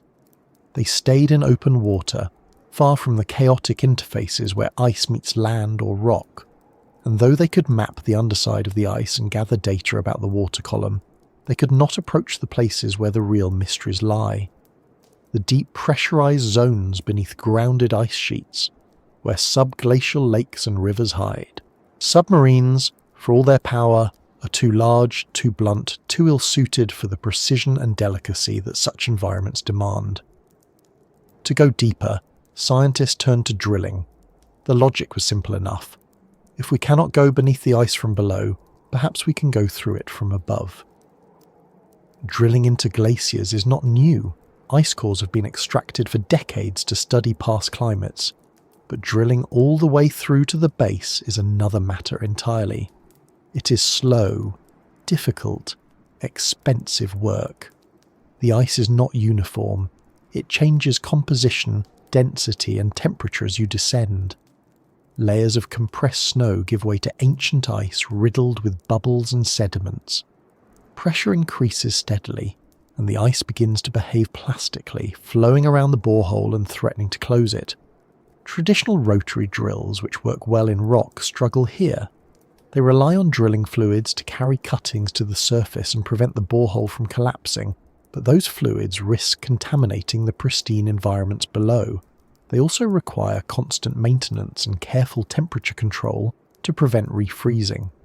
Even when they succeed, it can take years to drill a single borehole, and one mistake can mean starting over. Thermal drilling offers an alternative. Instead of cutting through ice, these systems melt their way downward, using heated water or mechanical heaters to carve a path. Hot water drills have been used successfully in Antarctica, where they can melt through several kilometers of ice in weeks rather than years. They create clean, wide boreholes that can accommodate instruments and sampling devices. But even these systems have limitations. They require vast amounts of energy, often supplied by fuel that must be transported thousands of kilometers into remote polar regions. They must carefully manage refreezing water, which can seal the borehole or trap equipment, and they are limited by the unpredictable nature of the ice itself. A change in pressure or temperature can alter the melt rate. A hidden layer of sediment or a sudden influx of meltwater can redirect the drill. It is a delicate balance, and one that is often tipped by forces we cannot fully predict or control. To address the challenge of contamination, scientists have developed sterile drilling techniques that minimize the risk of introducing foreign microbes into subglacial environments. These systems use specially treated drilling fluids, closed-loop circulation, and meticulous decontamination protocols for every piece of equipment. Even so, the risk remains. A single contaminant introduced into a sealed subglacial lake could irreversibly alter its chemistry or disrupt any ecosystem within. For this reason, many projects stop short of breaching the base of the ice, content to study layers above it. But this caution comes at a cost. It limits our ability to directly sample the water and sediments that hold the most valuable clues. We stand just meters above the unknown, able to sense its presence but not to touch it. While drilling pushes downward from above, another class of machines approaches from below. Autonomous underwater vehicles, or AUVs. These robotic explorers are designed to operate beneath ice without direct human control, navigating through complex environments and collecting data as they go. Some are torpedo-shaped, built to glide long distances through water. Others are compact and maneuverable, capable of slipping into narrow crevices and tunnels. Equipped with sonar, cameras, chemical sensors, and even robotic arms, they can map the underside of the ice, measure temperature and salinity, and search for signs of life. AUVs have been used beneath Antarctic ice shelves and sea ice, where they have revealed complex networks of channels and cavities carved by meltwater. They have even ventured into subglacial cavities near glacier grounding lines, places where ice, water and rock meet in chaotic, shifting equilibrium. But even the most advanced AUVs face formidable obstacles beneath the Arctic ice.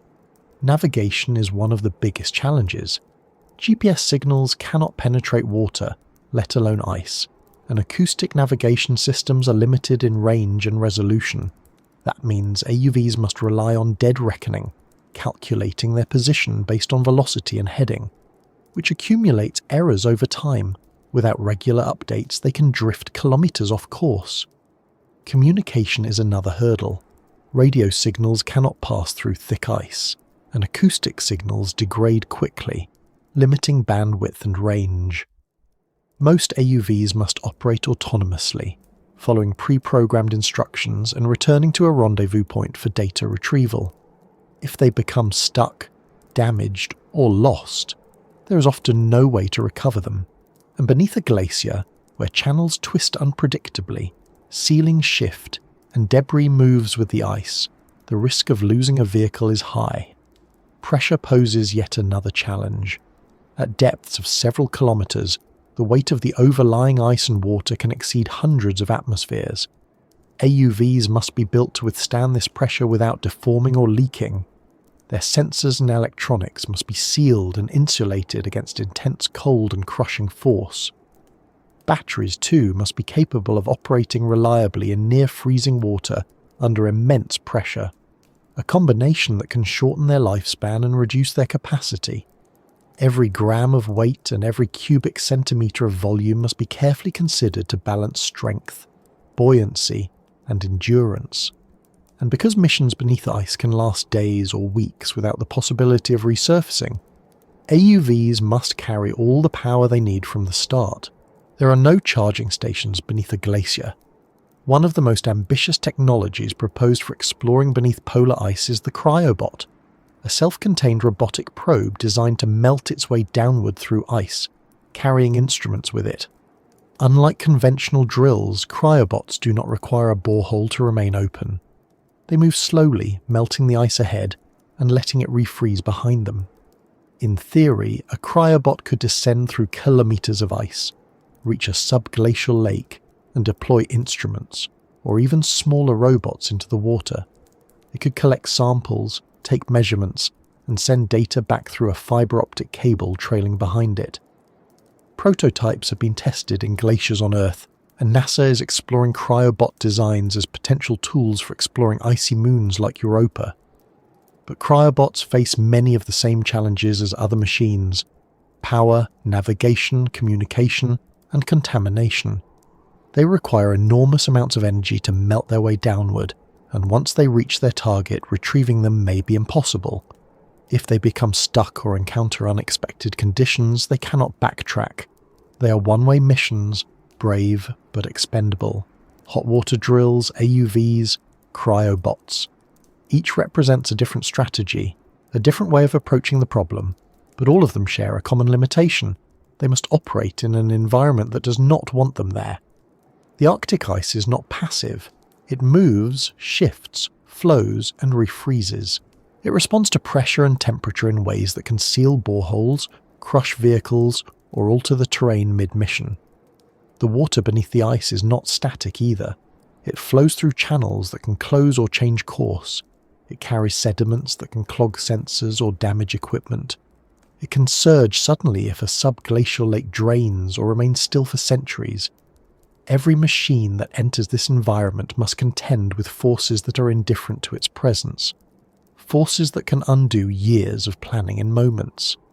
And yet, for all these difficulties, progress is being made. Each failed mission teaches engineers something new about how to build machines for these conditions. Each lost probe reveals a flaw that can be corrected. Each unexpected result points to phenomena we had not anticipated. The challenges are enormous, but they are not insurmountable. Advances in material science are producing stronger, lighter hulls that can withstand pressure and resist ice abrasion. Improvements in battery technology are extending mission durations. New navigation algorithms are reducing drift and improving autonomy. And innovations in communication, from acoustic modems to fibre optic tethers, are expanding the range and reliability of data transmission beneath ice. These incremental advances may not sound dramatic, but they are essential steps toward the day when we can truly explore the hidden world beneath the Arctic glaciers. There's also a growing recognition that no single machine will solve the problem. The environment is too complex, too varied, for one tool to do everything. Instead, the future of under-ice exploration likely lies in systems, networks of complementary technologies working together. A hot water drill might create an access point. A cryobot might descend through the ice. An AUV might then enter the water and explore the lake or channel beyond. Each tool would play a role, each compensating for the limitations of the others. Such integrated missions will be expensive, logistically challenging, and technologically demanding. But they may be the only way to overcome the barriers that have kept the Arctic's hidden world beyond our reach. The machines we build are more than just tools. They are extensions of ourselves, our eyes, our hands, our curiosity made physical. When we send them into places we cannot go, we are, in a sense, reaching there ourselves. Every sensor reading is a glimpse into the unknown. Every image is a window into a world we have never seen. And every failure is a lesson, a step closer to success. It is easy to think of machines as separate from us, as cold, impersonal devices. But in truth, they are expressions of our deepest desire to know, and the under-ice world of the Arctic is one of the ultimate tests of that desire. Still, even as our machines grow more capable, the environment beneath the ice remains a formidable adversary. It is not simply the darkness, the cold, or the pressure that challenge us. It is the fact that the ice itself is alive in a way that stone or steel is not. It flows, flexes, and reshapes itself. It turns passages into dead ends, opens new ones without warning, and crushes obstacles with the patience of time. It is a labyrinth that never stays the same for long, a maze carved by forces older and stronger than us. And to truly understand why our machines struggle, why exploration beneath the Arctic glaciers remains so elusive, we must step back and look at that labyrinth itself, the ever-changing world that confounds us at every turn. Beneath the frozen ceiling of the Arctic, past the shifting sheets of sea ice and the mountains of glacial ice pressing relentlessly downward, there is a world governed not by politics, ambition, or human will, but by physics. It is an environment shaped by pressure, temperature, density, and gravity in ways that defy our everyday experience. It is a place where water behaves like rock, where ice flows like liquid, where heat and cold meet in delicate balance, and where even the strongest materials humanity has ever built can buckle and break.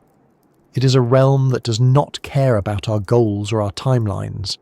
It obeys only the most fundamental laws of nature, laws that have shaped it for millions of years, and that will continue to shape it long after we're gone. And it is those laws, more than any lack of technology or willpower, that stand between us and the hidden world beneath the North Pole's glaciers. The first and most obvious of these laws is pressure. On the surface, atmospheric pressure is something we rarely think about. It is the weight of the air above us, roughly 14.7 pounds per square inch, and we live within it so completely that it becomes invisible. But beneath kilometres of ice, pressure ceases to be a background condition. It becomes the dominant force shaping everything. For every 10 metres of ice, the pressure increases by about 1 additional atmosphere. At the base of Greenland's ice sheet, more than 3,000 metres thick in places, the pressure can exceed 300 atmospheres, more than 4,400 pounds per square inch. To put that into perspective, that is roughly the pressure you would experience 3,000 metres deep in the ocean, a depth that crushes unprotected submarines and warps solid steel. Even specialised deep-sea vehicles designed to withstand the weight of kilometres of water struggle under similar conditions. The ice above is not water, it is heavier, denser, and far less forgiving. This immense pressure alters everything, even the nature of water itself. Under normal conditions, water freezes at 0 degrees C, but as pressure increases, that freezing point drops. At the base of a thick glacier, water can remain liquid at temperatures well below zero. This means that even when the ice above is solid and immovable, there can be layers of meltwater beneath it, thin films or larger pockets, moving slowly between the ice and the rock below. This water acts as a lubricant, allowing the glacier to slide over the ground, accelerating its flow. It also creates subglacial rivers and lakes, sealed away under immense weight. For scientists, this presents a dual challenge. On one hand, the presence of water is crucial. It hints at hidden ecosystems, geological processes, and records of past climates. On the other hand, its behaviour under pressure is unpredictable. A drill might encounter ice one moment and water the next. A probe might enter a seemingly stable cavity, only to have it collapse under shifting pressure. Even our best models struggle to predict exactly how meltwater will move or where it will collect beneath kilometres of ice. Pressure also affects the ice itself. Though it appears solid, glacier ice is not static. Under extreme pressure, it flows slowly, imperceptibly, but relentlessly. The molecules within it rearrange themselves, allowing the ice to deform and creep outward under its own weight. This flow is what drives glaciers toward the sea, carving valleys and reshaping landscapes as they go. But it also means that the ice is constantly moving, even deep below the surface. It is not a fixed barrier that can simply be drilled through and forgotten. It is a living, shifting mass that closes boreholes, bends drilling shafts, and crushes instruments. A tunnel dug into the ice may last only days before it begins to collapse. A sensor placed deep within it might be carried kilometres from its original position over the course of years. For exploration, this movement is a nightmare. It means that nothing stays where we leave it. Nothing remains stable for long, and nothing we build beneath the ice can assume the luxury of stillness. This movement is not uniform either. It is influenced by temperature gradients, ice thickness, topography, and the presence of meltwater. Warmer ice deforms more easily than colder ice. Thicker ice flows faster than thinner ice. Ice sliding over smooth bedrock moves differently than ice grinding over rough terrain. These variations create complex patterns of stress and strain within the glacier, leading to crevasses, shear zones, and differential flow. In some regions, ice may move only a few centimetres per year. In others, it may surge forward by metres in a matter of days. These sudden shifts, known as surges, can radically alter the structure of the glacier and the environment beneath it. A meltwater channel that existed yesterday may be sealed off today. A cavity that was once stable may collapse without warning. These unpredictable changes make long-term exploration beneath the ice extraordinarily difficult. Instruments must be designed to tolerate movement, withstand crushing forces, and survive even as the environment around them transforms. The crushing reality of physics extends beyond pressure and flow. Temperature too plays a decisive role in shaping the environment beneath Arctic glaciers, and it does so in ways that are often counterintuitive. Deep beneath the ice, the temperature is not as cold as one might imagine. The weight of the ice itself generates heat through friction as it grinds against the bedrock. Geothermal heat from Earth's interior seeps upward, warming the base from below. Together, these forces can raise temperatures near the base of the glacier to the pressure-dependent melting point, allowing liquid water to exist even when the surface temperature is far below freezing. But this delicate balance is easily disturbed. A slight change in ice thickness, a small variation in geothermal heat flow, or a shift in surface temperature can alter the thermal regime at the base, turning solid ice into meltwater, or vice versa. These changes can have cascading effects, influencing glacier movement, water flow, and even the stability of the entire ice sheet. This interplay of pressure and temperature gives rise to one of the most complex and least understood phenomena beneath glaciers, basal hydrology. The network of water channels, films, and cavities that forms beneath the ice is constantly evolving, responding to changes in pressure, temperature, and ice movement. These networks can drain and refill, merge and split, expand and collapse. They can transport meltwater from the interior of the ice sheet to the ocean, or trap it in isolated pockets for thousands of years. They can lubricate the base of the glacier, speeding its flow, or drain away, slowing it down. Understanding this hydrological system is crucial not just for exploring beneath the ice, but for predicting how the ice sheet will respond to climate change. Yet it is one of the most challenging aspects of glaciology to study. Direct observation is nearly impossible, and indirect methods, radar, seismic surveys, satellite measurements, provide only partial, sometimes contradictory data.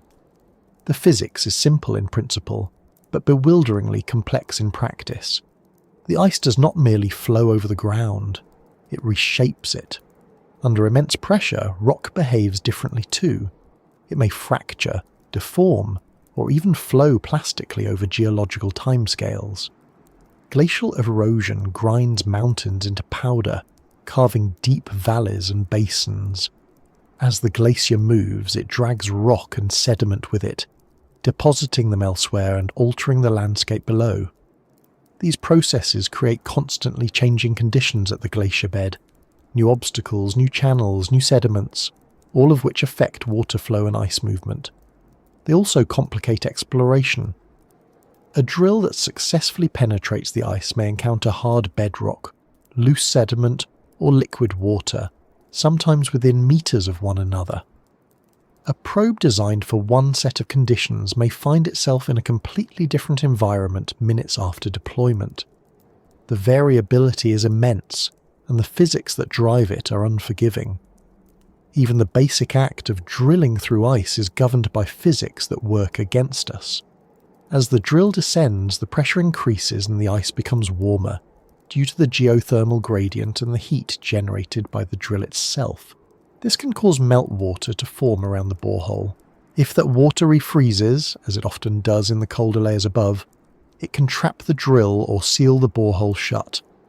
Preventing this requires careful temperature control and the circulation of drilling fluids, but those fluids must be chosen carefully to avoid contamination and to match the changing pressure and temperature conditions.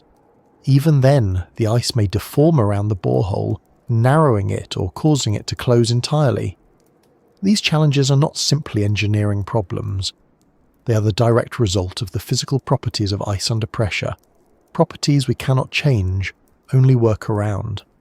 And then there is buoyancy, another fundamental force that complicates exploration.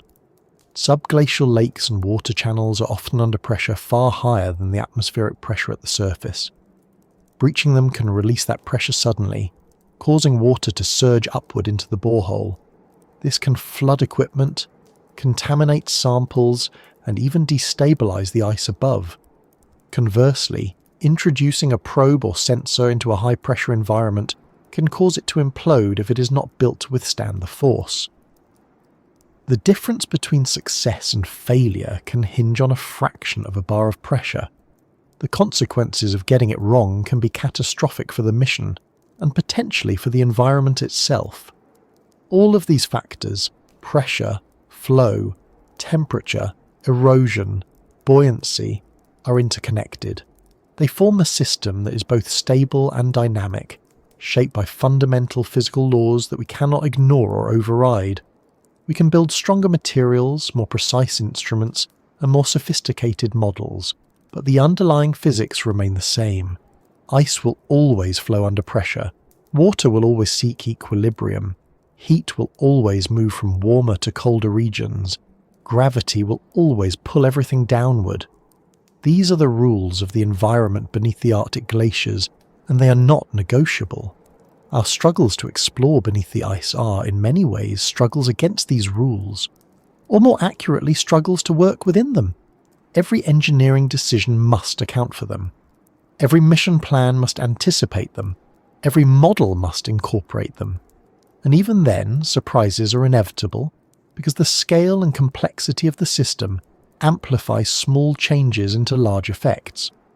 A tiny shift in temperature can alter the structure of the ice. A small increase in meltwater can change the flow dynamics. A slight change in pressure can cause a cavity to collapse, or a channel to open. The closer we look, the more we realize that the physics governing this environment are not obstacles to be overcome, but realities to be respected. This relentless obedience to physical law is why the world beneath the Arctic ice remains so resistant to exploration. It is not hostile out of malice, it is indifferent. It simply is what it is, a realm shaped by pressure, temperature, gravity and time, indifferent to our ambitions and impervious to our expectations. And that indifference is humbling. It reminds us that for all our power, we are still subject to the same laws as everything else in the universe. Our machines may be strong, but ice can crush them. Our instruments may be precise, but pressure can distort them. Our models may be sophisticated, but nature can still surprise us. Yet within that humbling truth lies a strange kind of beauty. The same physics that frustrate us are also the ones that have created this hidden world in the first place. They have shaped the glaciers, carved the landscapes, sealed away the water, and perhaps even nurtured life in isolation. They have written a story over millions of years, a story of ice and pressure, of water and rock, of flow and balance, and they continue to write it now. Our attempts to explore beneath the ice are not attempts to conquer that story, but to read it, to understand the language in which it is written. And as we try to read it, we begin to see that the difficulty is not just in the forces themselves, but in how they change. The ice is not static. It is not a solid wall we can drill through and forget. It is a moving, shifting, evolving labyrinth that changes shape as it flows. The channels beneath it open and close, the cavities expand and collapse, the pressure builds and releases. It is a world in motion, a puzzle that rearranges itself as we try to solve it. And to truly understand why we cannot yet reach the hidden depths of the Arctic, we must look closer at that motion, at the way the ice itself moves and reshapes the landscape beneath it, turning even the most carefully planned mission into a gamble against time and change. Beneath the Arctic's frozen crown, the ice is not a monolith. It is not a static, unchanging slab that we can drill through like stone and expect to find the same thing on the other side. It is alive in its own slow, inexorable way, a shifting labyrinth sculpted by physics and time, twisting and reconfiguring itself over centuries and even moments. It creeps forward under its own weight, it fractures and heals, it opens hidden passageways only to close them again. It stretches, flows, and reshapes everything beneath it, constantly redrawing the map we try to follow. And that motion, more than any lack of courage or technology, is why we still cannot truly explore the world beneath the glaciers of the North Pole. When we think of ice, we imagine stillness. We imagine frozen lakes and rigid blocks, crystalline and motionless. But a glacier is not like that. A glacier is a river of ice. Slow, viscous, relentless. It moves under the pull of gravity, spreading outward from its thickest points, flowing downhill toward the sea. This flow is not visible to the naked eye in the moment. Stand on the surface, and it will seem as unmoving as a rock. But watch over weeks, months, or decades, and the change is undeniable. Crevasses widen, seracs tilt and collapse. Ice streams, vast fast-flowing corridors within the ice sheet, surge forward at speeds that can reach several meters per day. Even the most stable parts of the glacier creep forward by centimeters each year, enough to move mountains of ice across continents over the course of millennia. The causes of this movement are deceptively simple. Gravity pulls downward. Pressure builds as more snow accumulates on top. The ice deforms under its own immense weight, flowing outward like honey poured from a jar, though on timescales far beyond human perception. The pressure at the base of the glacier lowers the melting point of ice, allowing thin layers of meltwater to form. This water lubricates the interface between ice and rock, reducing friction and accelerating flow. In places, geothermal heat seeps up from Earth's interior, melting more ice from below and feeding the water system. And the glacier itself grinds against the bedrock, generating frictional heat that further contributes to melting. All of these processes work together in a feedback loop. More meltwater leads to faster flow. Faster flow generates more friction. More friction produces more meltwater. The glacier is not just moving, it is teaching itself how to move faster. But this movement is not uniform. It is complex, variable, and often unpredictable. Some parts of a glacier flow steadily for centuries. Others stop and start, surging forward in sudden bursts before slowing again. These surges can be dramatic. In Alaska, the variegated glacier has been known to surge forward by more than 4 kilometers in just a few months, a pace more than 100 times faster than its usual flow. Such surges happen when water pressure builds at the glacier's base, temporarily lifting it off the bedrock and allowing it to slide forward. When the pressure drops, the glacier settles back into place and the surge stops. Similar surges have been observed in Greenland and other parts of the Arctic, and they can radically alter the glacier's internal structure and the landscape beneath it in a matter of weeks. A channel that existed before a surge may be crushed, a cavity may collapse, a subglacial lake may be drained or split in two. Everything we thought we knew about the terrain beneath the ice can change overnight. Even where flow is steady, it is not uniform across the glacier. Ice near the surface, under less pressure, tends to move faster than an ice deep below. Ice near the centre of a glacier often flows more quickly than ice along the edges, where friction with valley walls slows it down. These variations create internal stresses that fracture the ice, forming crevasses that can extend hundreds of meters deep. They also create shear zones, where different layers of ice slide past one another at different speeds. These zones are sites of intense deformation, where ice crystals stretch, rotate, and realign in response to the forces around them. The result is a complex, ever-changing internal structure, a labyrinth of layers, bands, and folds that reflect the glacier's history of movement. Any probe or drill descending through this structure must contend with zones of differing density, strength, and flow, each posing its own challenges. The base of the glacier is even more dynamic. Here, where ice meets rock, pressure is greatest, melting is most likely, and movement is most chaotic. Meltwater carves channels through the sediment, linking subglacial lakes into networks that drain and refill unpredictably. As the glacier slides over bedrock, it plucks chunks of rock from the ground, carries them forward, and grinds them into silt. This erosion deepens valleys and widens basins, altering the shape of the bed over time.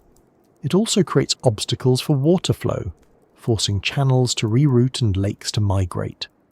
Sometimes the glacier seals these channels entirely, trapping water in isolated pockets that can persist for centuries. Other times, a sudden drainage event sends billions of litres of water rushing toward the sea, carving new pathways in days.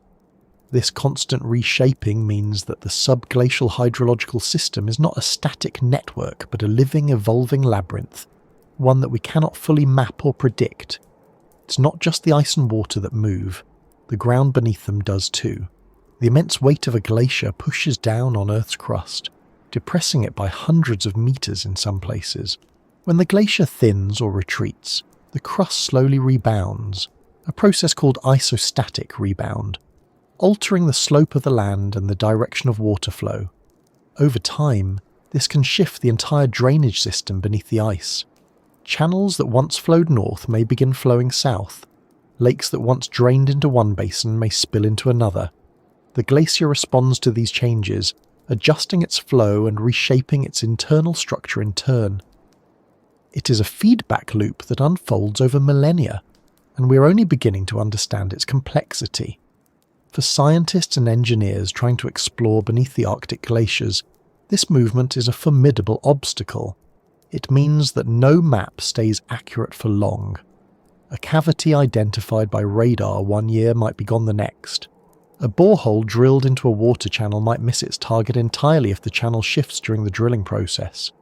Even instruments deployed successfully can be lost or damaged as the ice moves around them. Fibre optic cables can snap, sensors can be crushed, probes can be carried away from their intended locations. The glacier does not care about our plans. It moves according to its own rhythms, indifferent to the delicate strategies we design at the surface. Even more challenging is the fact that this movement occurs on many different timescales at once. Some changes happen slowly, over centuries as ice flows and landscapes evolve. Others happen suddenly, surges, drainage events, collapses in hours or days. This combination of gradual and rapid change makes prediction extraordinarily difficult. Models that work well over decades fail to capture events that unfold in days. Instruments designed for long-term monitoring can miss the brief but significant episodes that reshape the environment. And because direct observation is so limited, we often don't know these changes have occurred until after they've happened. The labyrinth shifts silently in the dark, and we're left piecing together its movements from fragmentary evidence. Even the sea ice above the Arctic Ocean, though thinner and more transient than glacial ice, contributes to this complexity. Driven by winds and currents, it drifts across the ocean's surface, piling up into ridges and splitting apart into leads. This motion exerts stress on the glaciers where they meet the sea, influencing how and where they carve, the process by which chunks of ice break off and form icebergs. Calving in turn can trigger surges in glacier flow or alter the drainage of subglacial water. It can open new pathways beneath the ice or close old ones. It can change the shape of the ice front, affecting how water circulates beneath it. All of these changes ripple through the system, altering the labyrinth below in ways that are difficult to predict. Climate change is amplifying this motion in ways we're only beginning to grasp. Rising temperatures are thinning sea ice and accelerating glacier melt, increasing the amount of meltwater reaching the base of the ice. This can lubricate the glacier bed interface, speeding up flow and increasing the frequency of surges. It can also change the pressure dynamics beneath the ice, triggering drainage events and altering the configuration of subglacial water systems. Warmer air and ocean temperatures can undercut glaciers from below, causing them to retreat more rapidly and destabilizing the labyrinth beneath them. These changes are not uniform. They vary from region to region, glacier to glacier, and even year to year. But they all contribute to a system that is becoming more dynamic, more unpredictable, and more difficult to study. Technology struggles to keep pace with this motion. A radar survey captures a snapshot of the glacier's structure, but that snapshot may be outdated within months. A probe designed to navigate a particular set of channels may find those channels gone or altered by the time it arrives. Drilling through moving ice is like trying to hit a target that is shifting in 3 dimensions, while the ground beneath your feet moves too. Even autonomous underwater vehicles, which can adapt to some changes, are limited by the data they have and the paths they can follow. And once a mission is underway, there is often no way to adjust in real time. Communication through kilometers of ice is too slow and unreliable. Decisions must be made based on models that are at best educated guesses. All of this creates a paradox for exploration. To understand the labyrinth beneath the ice, we need data. But to get that data, we need to place instruments within the labyrinth. And to do that effectively, we need to know how it moves, which we cannot fully know without data. It is a circular problem, and one that can only be solved through incremental progress, repeated measurements, improved models, and missions that build on the knowledge of those before them. Over time, these efforts begin to reveal patterns in the chaos. Regions of relative stability, cycles of drainage and refreezing, relationships between surface melt and subglacial flow. These patterns do not eliminate uncertainty, but they reduce it, giving us footholds in a shifting landscape. Yet even as our understanding grows, the labyrinth reminds us of its power. It is not a puzzle we can solve once and for all. It is a living system that will continue to evolve long after we are gone. Its pathways will open and close, its lakes will drain and refill, its channels will twist and reroute, and each time we return it will be different. This reality is both frustrating and exhilarating. It means that exploration will always be challenging, always uncertain. But it also means that there will always be something new to discover, some new mystery hidden in the ever-shifting ice. It is tempting to think of this constant movement as an obstacle, something standing in the way of progress, and in many ways it is. It complicates planning, threatens equipment, and limits the data we can collect. But it is also part of what makes the subglacial world so fascinating. The labyrinth moves because the glacier is alive, not alive in the biological sense, but alive as a system, responding to forces and feedbacks that shape our planet. That movement is what carves valleys, builds landscapes, and drives the flow of water beneath the ice. It is what links glaciers to the oceans and the climate to the cryosphere. It is what makes the Arctic not just a frozen wasteland, but a dynamic, evolving part of Earth's system. And as the labyrinth shifts, it draws us deeper into another layer of complexity, the influence of a changing climate on everything that happens beneath the ice. The glacier's motion is not just a product of internal forces, but also of external ones, from rising temperatures to shifting ocean currents. The climate's hidden hand reaches into the labyrinth, altering its shape, accelerating its flow, and changing the conditions beneath it in ways we're still trying to understand. If the moving ice itself weren't enough to challenge us, the atmosphere above it ensures that the labyrinth will never stay the same for long.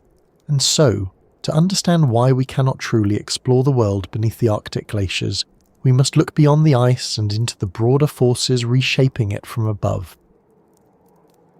High above the Arctic's frozen labyrinth, far from the hidden rivers and sealed-off lakes beneath the glaciers, another force is at work, one that is slower than the tides and subtler than the wind, yet far more powerful than either. It is a force that shapes the thickness of the ice, the speed of its flow, the temperature of its base, and the patterns of water beneath it. It is a force that reaches deep into the frozen heart of the Arctic without ever touching it directly. That force is climate, and its hidden hand is everywhere. It dictates how much snow falls each winter and how much melts in the summer. It sets the temperature of the air above and the ocean below. It determines how ice forms, how it flows, how it breaks apart, and how it disappears. And as that climate changes, as it warms and destabilizes, it reshapes the labyrinth beneath the glaciers in ways that make exploration harder and more urgent than ever before. For most of human history, the Arctic's climate has been remarkably stable by our standards. It has swung between ice ages and interglacial periods over tens of thousands of years, yes, but those changes unfolded slowly, giving the ice time to grow and retreat in long measured cycles. Glaciers advanced, carving valleys and pushing sediments before them. Then they melted, leaving behind moraines and reshaped landscapes as they withdrew. Subglacial lakes formed and drained and formed again. The labyrinth shifted, but it did so predictably, in rhythm with the planet's orbital variations and slow changes in greenhouse gas concentrations. But in the last century, that rhythm has been broken. The Arctic is now warming more than twice as fast as the global average, and that rapid change is rewriting the rules that have governed this region for millennia. The most obvious effect of this warming is the thinning of the ice itself. Warmer air temperatures melt ice from above, while warmer ocean waters erode it from below. The Greenland ice sheet, which contains enough ice to raise global sea levels by more than 7 meters, is losing mass at an accelerating rate. Satellite observations show that it is now shedding over 250 billion tons of ice per year, a figure that has more than doubled in just a few decades. Sea ice, too, is vanishing. Summer sea ice extent has declined by more than 40% since the late 1970s, and the remaining ice is thinner and younger, more prone to melting and breaking apart. These changes are not just surface phenomena. They reverberate downward, altering the pressure at the base of the ice, the temperature of the water beneath it, and the structure of the labyrinth below. As the ice thins, the pressure at its base decreases. This might seem like a small change, but in a system governed by delicate balances, even small shifts can have outsized effects. Lower pressure raises the melting point of water, potentially reducing the amount of meltwater at the glacier bed. That, in turn, can increase friction between ice and rock, slowing the glacier's flow in some places. But the opposite can also happen. Thinner ice is more easily influenced by variations in temperature and meltwater input, making it more sensitive to seasonal changes. Surface meltwater, once confined to shallow layers, can now penetrate deeper into the glacier through crevasses and moulins, vertical shafts that carry water from the surface to the base. When that water reaches the bed, it can lubricate the ice, reducing friction and speeding its movement. In some areas, this has led to a paradox. Even as glaciers thin, they accelerate, surging forward toward the sea and delivering more ice to the ocean. The influx of meltwater also changes the hydrology beneath the ice. In the past, much of the water at the glacier base came from geothermal heat and pressure-induced melting, slow, steady processes that produced relatively stable water systems. Now, sudden pulses of surface meltwater can flood the subglacial environment, raising water pressure, opening new channels and altering flow paths. These changes can destabilize subglacial lakes, triggering drainage events that reshape the labyrinth below. They can also cause fluctuations in glacier velocity as variations in basal water pressure influence how easily the ice can slide. For scientists trying to explore beneath the ice, this means that conditions can change dramatically from one season to the next, or even from one week to another. A channel mapped in the spring might no longer exist by autumn. A cavity targeted for exploration might have drained or moved. The labyrinth becomes not just a puzzle, but a moving target.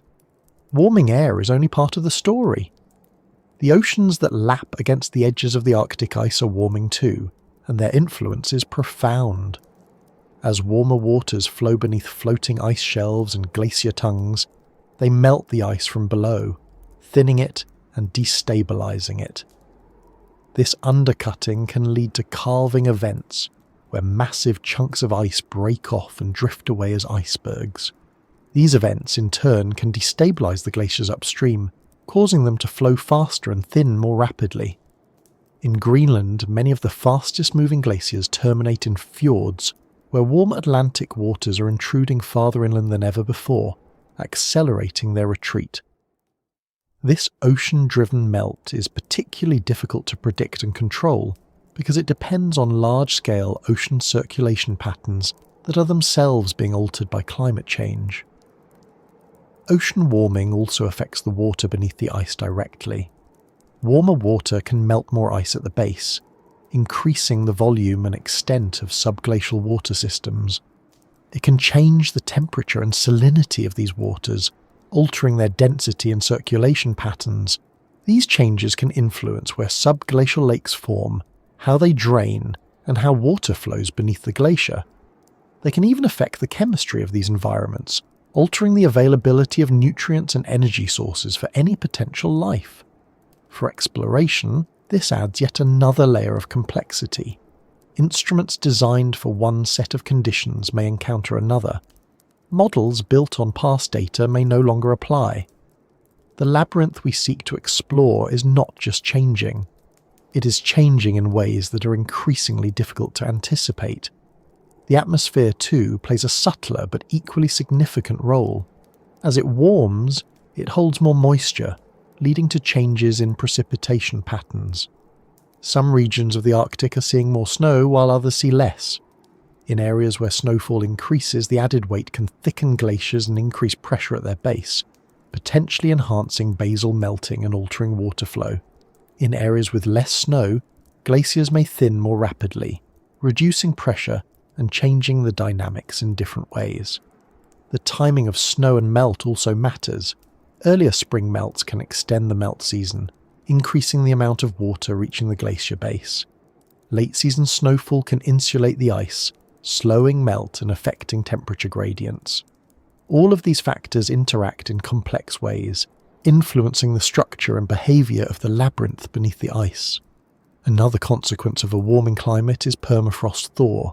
Much of the Arctic's land is underlain by permafrost, ground that has remained frozen for thousands of years. As it thaws, it releases water into the hydrological system, which can influence glacier flow and subglacial hydrology. Thawing permafrost can also destabilize sediments, altering the landscape beneath and around glaciers. In some cases, this can open new pathways for water flow. In others, it can block existing channels. Either way, it adds another layer of variability to an already complex system. And because permafrost thaw is accelerating as the Arctic warms, its influence on the subglacial environment is likely to grow in the coming decades. The climate's hidden hand reaches even deeper into the very structure of the ice itself. As temperatures rise, the thermal profile of glaciers changes. Warmer ice is softer and deforms more easily, increasing the rate of flow. It is also more susceptible to crevasing, allowing meltwater to penetrate deeper. This combination can lead to faster, more dynamic glacier behaviour. Surges, collapses, and sudden accelerations that were once rare but are becoming more common. These events can dramatically alter the labyrinth beneath the ice, rerouting water, reshaping channels, and changing the pressure and temperature conditions in which exploration must occur. They can also increase the frequency of iceberg calving and subglacial floods, adding new hazards for both natural systems and human activity. All of these changes, thinning ice, increased meltwater, warming oceans, shifting precipitation, thawing permafrost, are interconnected. They amplify one another in feedback loops that accelerate the transformation of the Arctic. Thinner ice is more vulnerable to melting, which exposes darker surfaces that absorb more heat, which leads to further melting.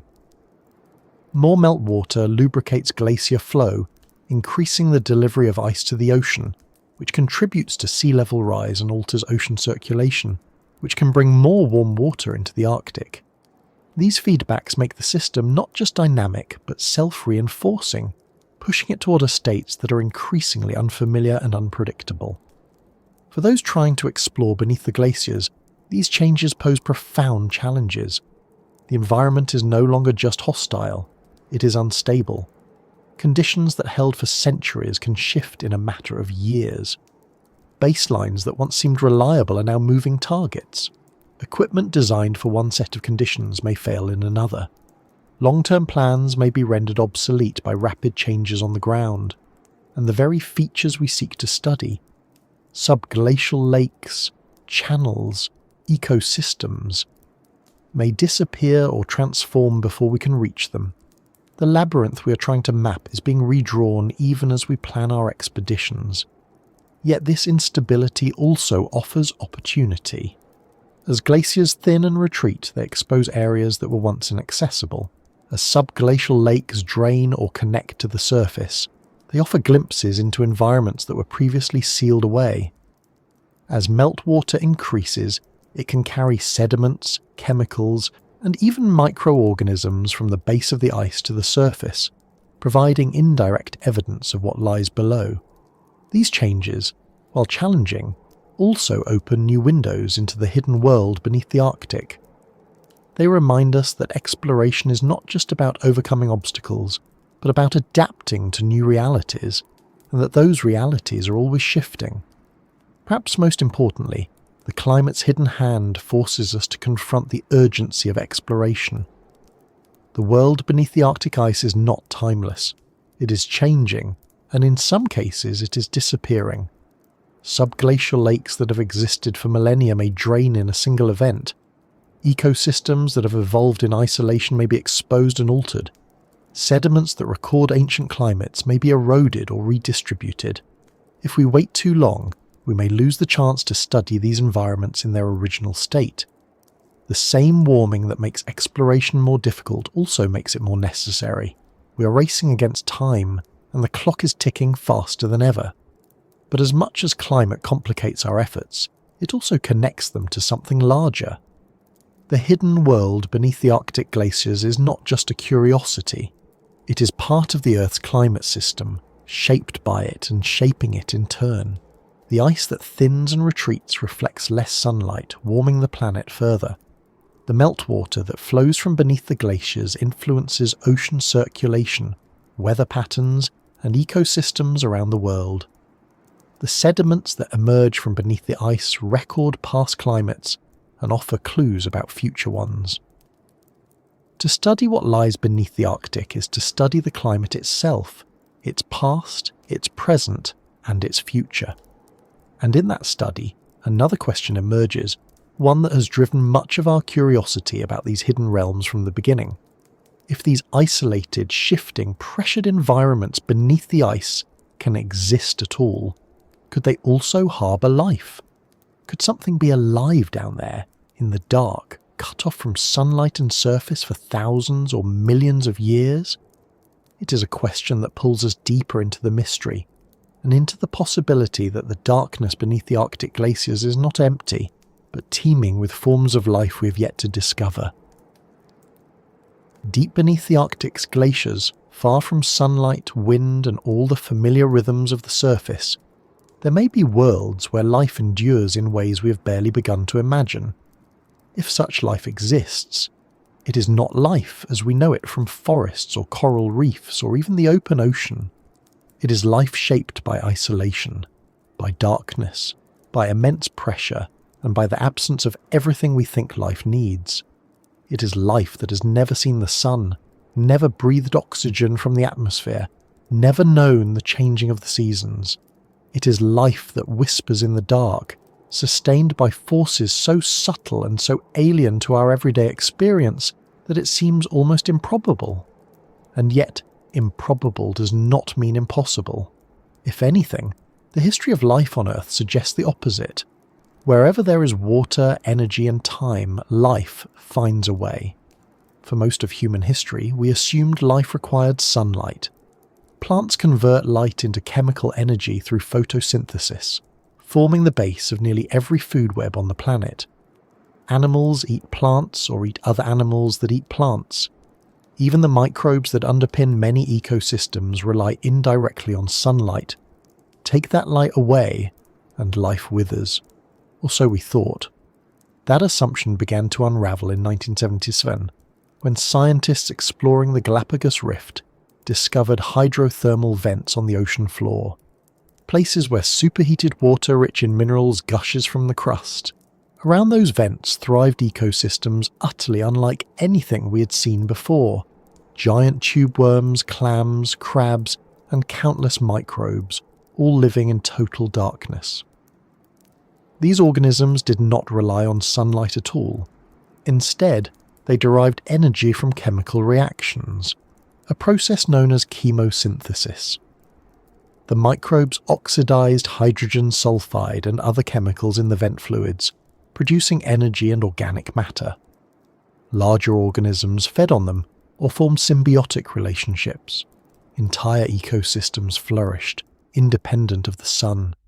That discovery changed our understanding of life's possibilities. It showed that life does not need light. It needs energy, and energy can come from many sources. Since then, scientists have found life thriving in places once thought barren, deep within Earth's crust, inside Antarctic subglacial lakes, in acidic hot springs, in radioactive waste, and in permafrost tens of thousands of years old. Everywhere we look, life seems able to adapt, persist, and evolve in conditions that would destroy most known organisms. This remarkable resilience is why many scientists believe that if liquid water exists beneath the Arctic glaciers, and there's every reason to think it does, then life may well exist there too. What might such life look like? Almost certainly, it would be microbial. The conditions beneath the ice, darkness, high pressure, low temperatures, limited nutrients, are not conducive to large, complex organisms. But microbes are astonishingly versatile. They can metabolize a wide range of chemical compounds, survive extreme conditions, and persist for millennia with minimal energy. In subglacial lakes beneath Antarctica, scientists have detected microbial life in waters sealed off from the atmosphere for hundreds of thousands of years. Some of these microbes metabolize iron or sulfur from the bedrock. Others use hydrogen produced by chemical reactions between water and rock. Some appear to feed on dissolved organic matter that has been trapped beneath the ice since long before humans existed. These ecosystems are sparse compared to surface environments, a few thousand cells per milliliter of water compared to millions in the open ocean, but they are alive nonetheless, quietly cycling nutrients and energy in the darkness. If similar ecosystems exist beneath the Arctic glaciers, they could tell us a great deal about how life adapts to isolation and extreme conditions. They might reveal new metabolic pathways, ways of extracting energy from minerals or chemical gradients that we have never seen before. They might harbour ancient lineages of microbes that diverge from their surface, relatives hundreds of thousands or millions of years ago, offering a glimpse into evolution frozen in time. They might even show us how life could persist elsewhere in the universe. The icy moons Europa and Enceladus, both believed to harbour subsurface oceans beneath thick shells of ice, present conditions not unlike those beneath Earth's glaciers: darkness, pressure, water, and chemical energy. If life exists there, it would likely resemble the microbial ecosystems beneath our ice sheets. Studying those ecosystems on Earth is therefore not just about understanding our own planet, it is also a rehearsal for searching for life beyond it. The idea of life beneath Arctic glaciers is more than just speculation. There are tantalizing clues that something might be there. Meltwater emerging from beneath Greenland's ice sheet contains microbial communities, some of which appear to originate from subglacial environments. Sediments beneath glaciers contain organic matter that could sustain microbial metabolism. Chemical gradients, differences in concentration of substances like iron, sulfate, and hydrogen, exist in these environments and could serve as energy sources. And we know that liquid water does exist beneath many glaciers thanks to pressure, melting, geothermal heat, and friction. Combine water, energy, and time, and life's chances improve dramatically. The question is not whether life could exist there, it is whether it does, and if so, how it survives. Reaching these potential ecosystems, however, is extraordinarily difficult. The same barriers that make exploration of subglacial lakes challenging, pressure, temperature, contamination, and access, apply here as well. Drilling through kilometers of ice without introducing surface microbes is a delicate task. Even the heat from a drill can change the local environment, melting ice, altering chemical gradients, or killing sensitive organisms. Sampling water or sediment without contamination is equally challenging. Instruments must be sterilized, sealed, and capable of withstanding extreme pressure and cold. And once samples are retrieved, they must be handled carefully to preserve any microbes they contain. Even with these precautions, distinguishing indigenous organisms from contaminants can be difficult. A single microbe introduced from the surface could multiply and obscure the native community. Despite these challenges, scientists have made progress. In 2013, a US-led team successfully drilled into Lake Whillans, a subglacial lake beneath 800 meters of Antarctic ice, using a hot water drill sterilized with ultraviolet light and hydrogen peroxide. They recovered water and sediment samples that contained active microbial communities. These microbes were metabolizing iron, sulfur, and nitrogen compounds, evidence of a functioning ecosystem sealed away from the sun. Similar results have come from other Antarctic lakes and from sediments beneath Greenland's ice. Each discovery strengthens the case that subglacial ecosystems are not rare exceptions, but widespread features of icy environments. If they exist beneath the Arctic glaciers, they could number in the trillions, forming a hidden biosphere beneath the ice. The implications of such a biosphere are profound. For one, it would expand our understanding of the limits of life. We already know that life can survive without sunlight, but subglacial ecosystems push that resilience even further. They show that life can persist in isolation for hundreds of thousands of years, sustained only by the slow trickle of chemical energy from rock and water. They suggest that life is not fragile and rare, but robust and adaptable, capable of thriving in conditions that seem inhospitable. That has implications for our search for life elsewhere. If microbes can survive beneath kilometers of ice on Earth, they might survive beneath the ice of Europa or Enceladus. They might even persist in the subsurface of Mars, where liquid water could exist deep underground. Such discoveries would also change how we think about Earth itself. Subglacial ecosystems, though hidden and sparse, are part of the planet's biosphere. They contribute to biogeochemical cycles, transforming minerals, recycling nutrients, and perhaps even influencing the chemistry of meltwater that eventually reaches the ocean. They are time capsules, preserving lineages and metabolic strategies from Earth's distant past. They are laboratories, showing us how life responds to isolation, scarcity, and pressure. And they are reminders that life is not confined to the places we find comfortable. It exists wherever it can, and sometimes where we least expect it. But life beneath the ice, if it exists, is also vulnerable. Its isolation is both its defining feature and its greatest protection. A single drilling operation could introduce foreign microbes that outcompete or disrupt native species.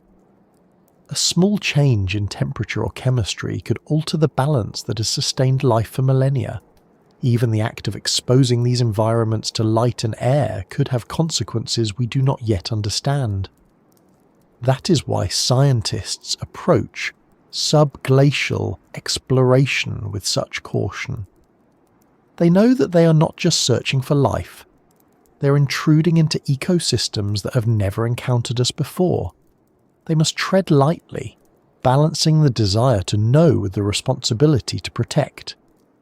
There is also the possibility that life beneath the ice is not thriving but dormant.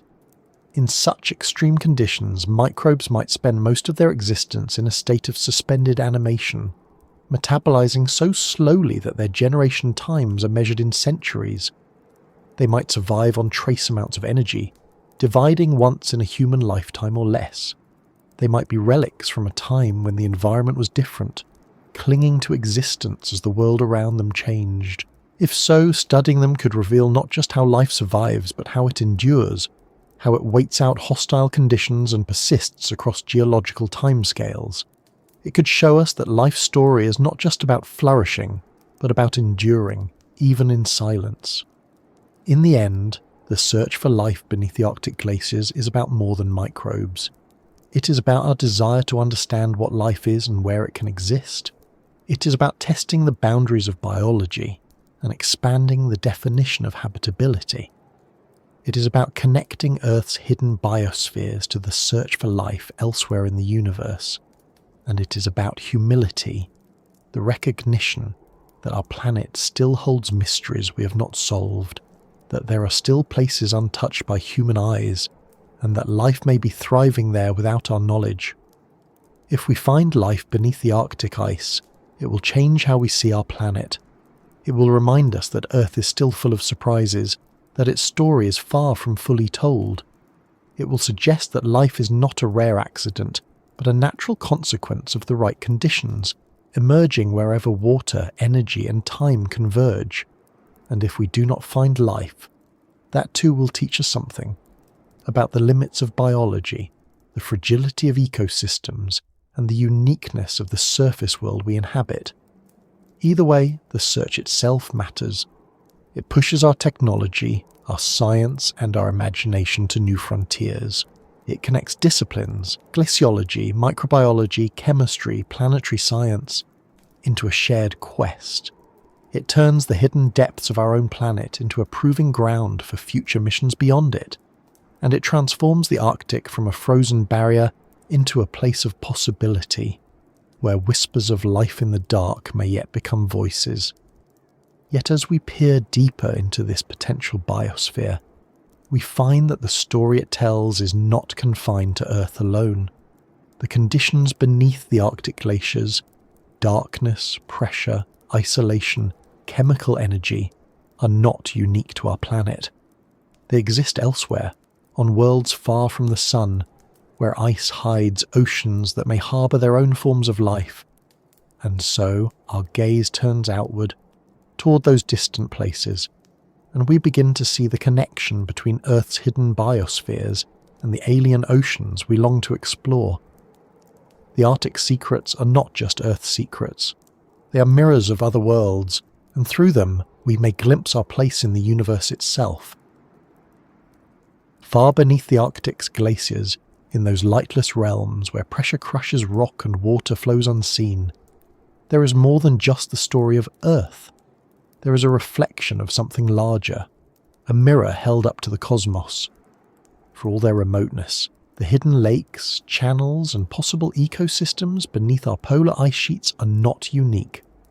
The conditions that shape them, the cold, the darkness, the pressure, the isolation, the chemical gradients that sustain life without sunlight, are not confined to this planet.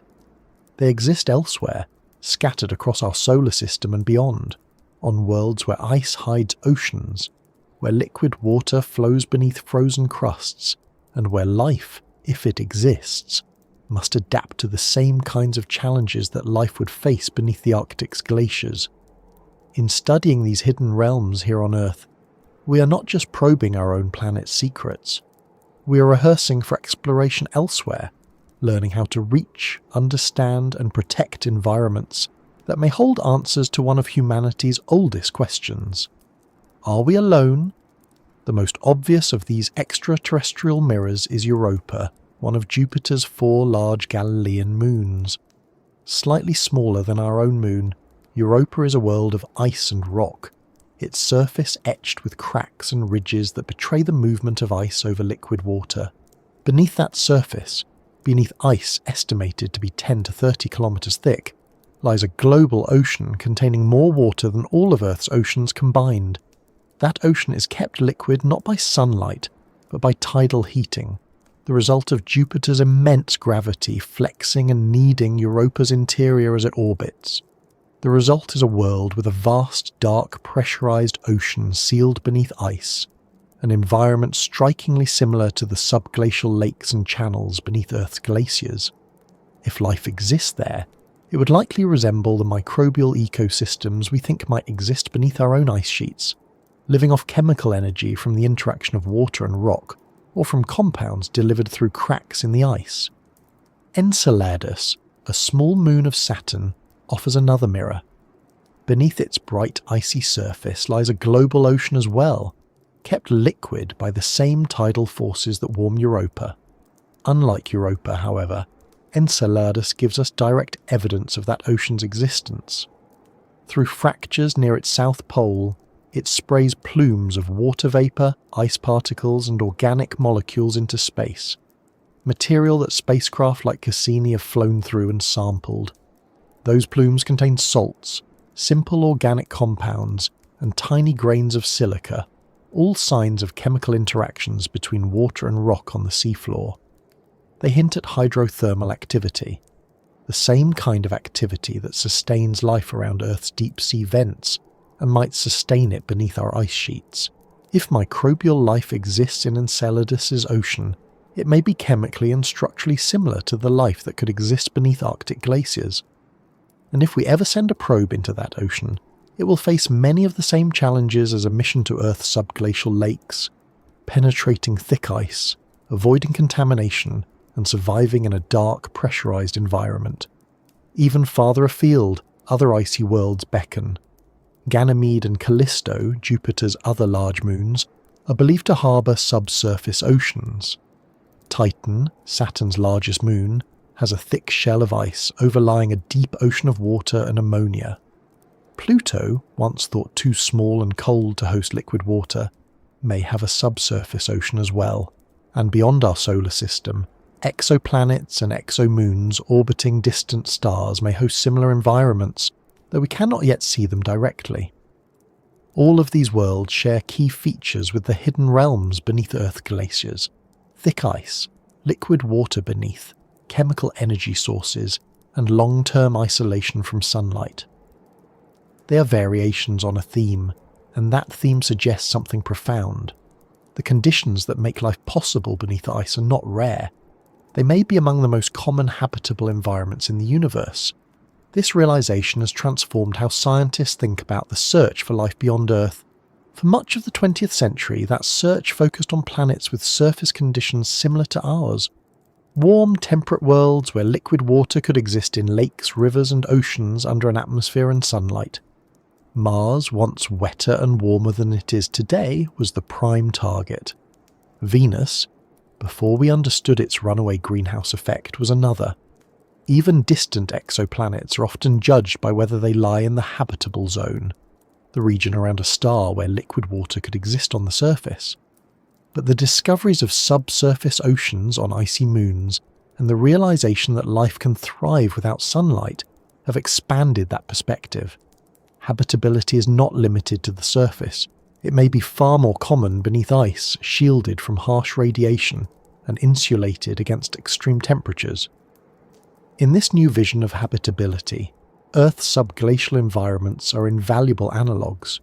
They give us natural laboratories for studying how water interacts with rock in the absence of sunlight, how chemical energy can sustain ecosystems, how life adapts to pressure and isolation, and how microbial communities evolve in sealed environments over long timescales.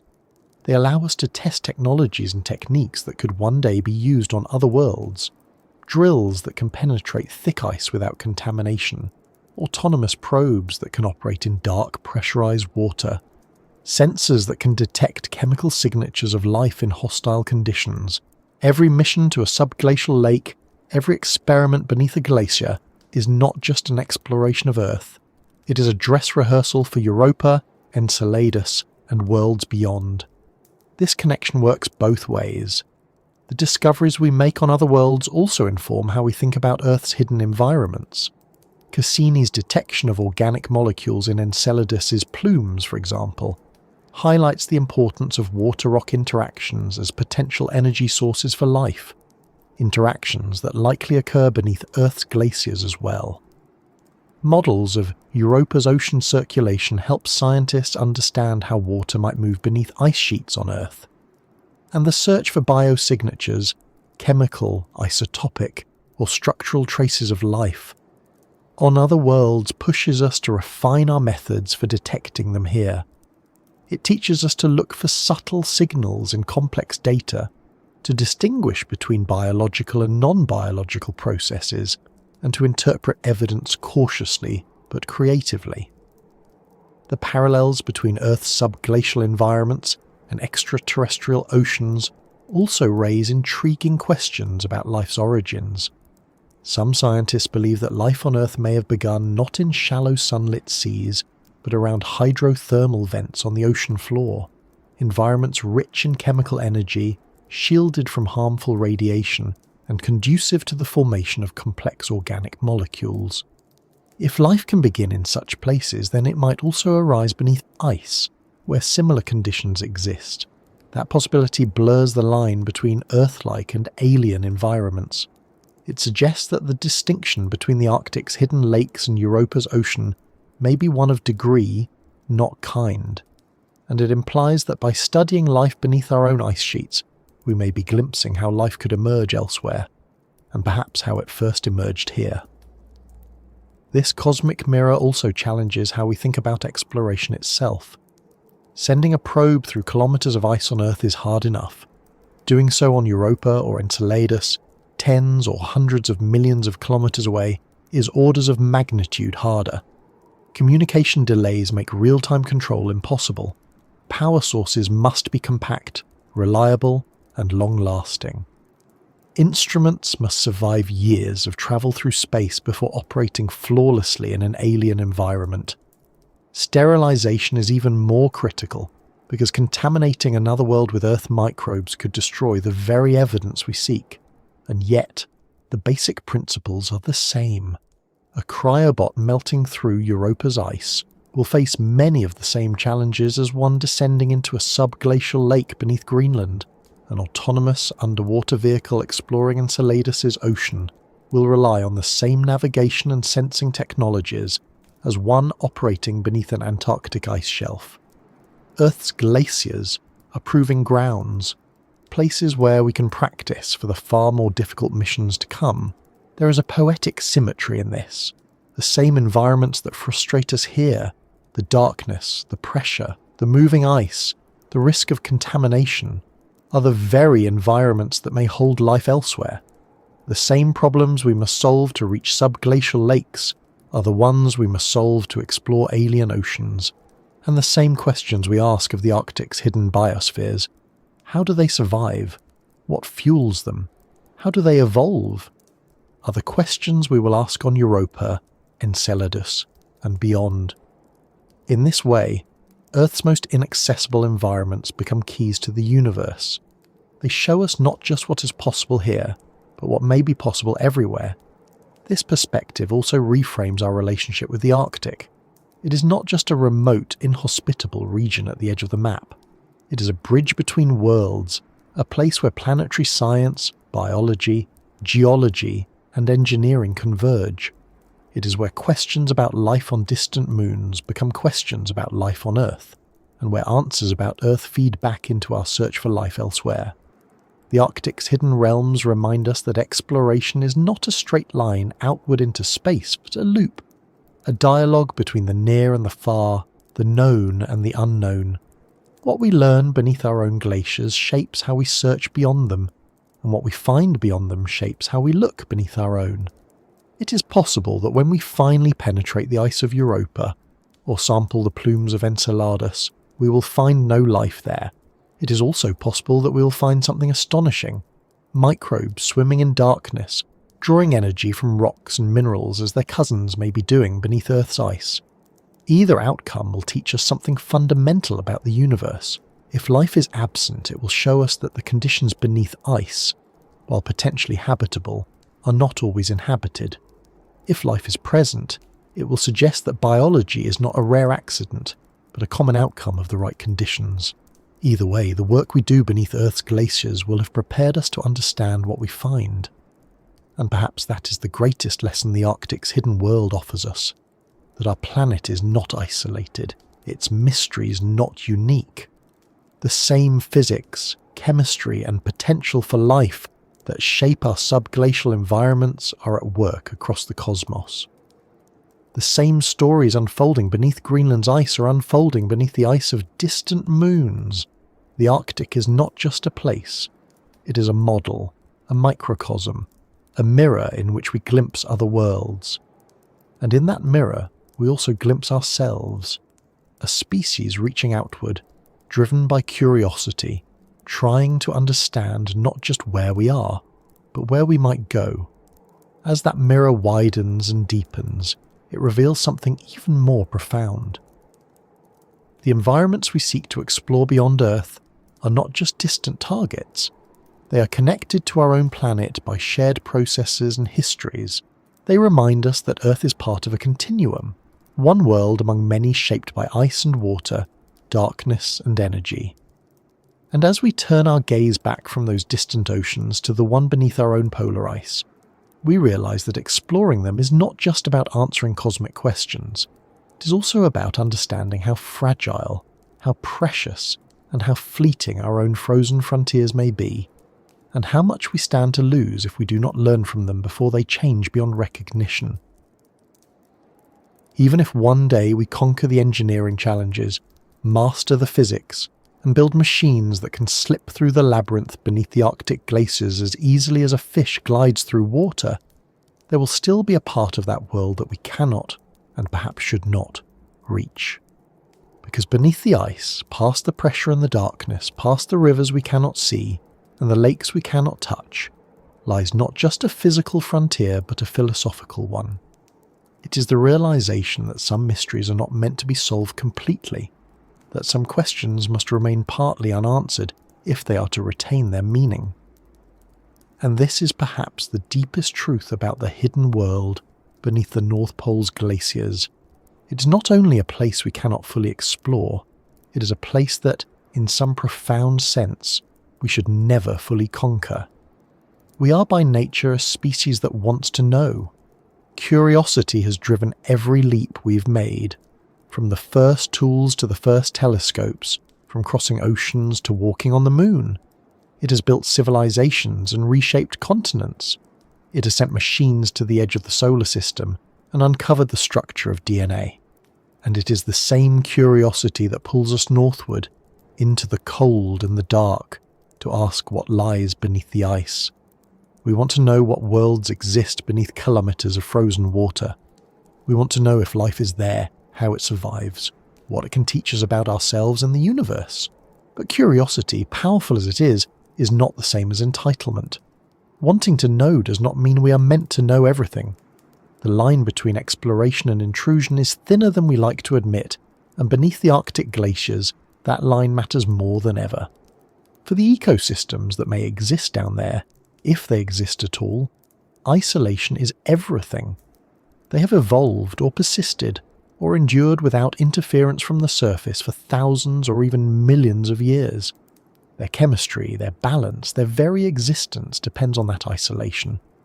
To breach it, even with the best of intentions, is to risk destroying what makes them unique. A single bacterium introduced by a drill bit could outcompete native microbes that have never encountered such a rival.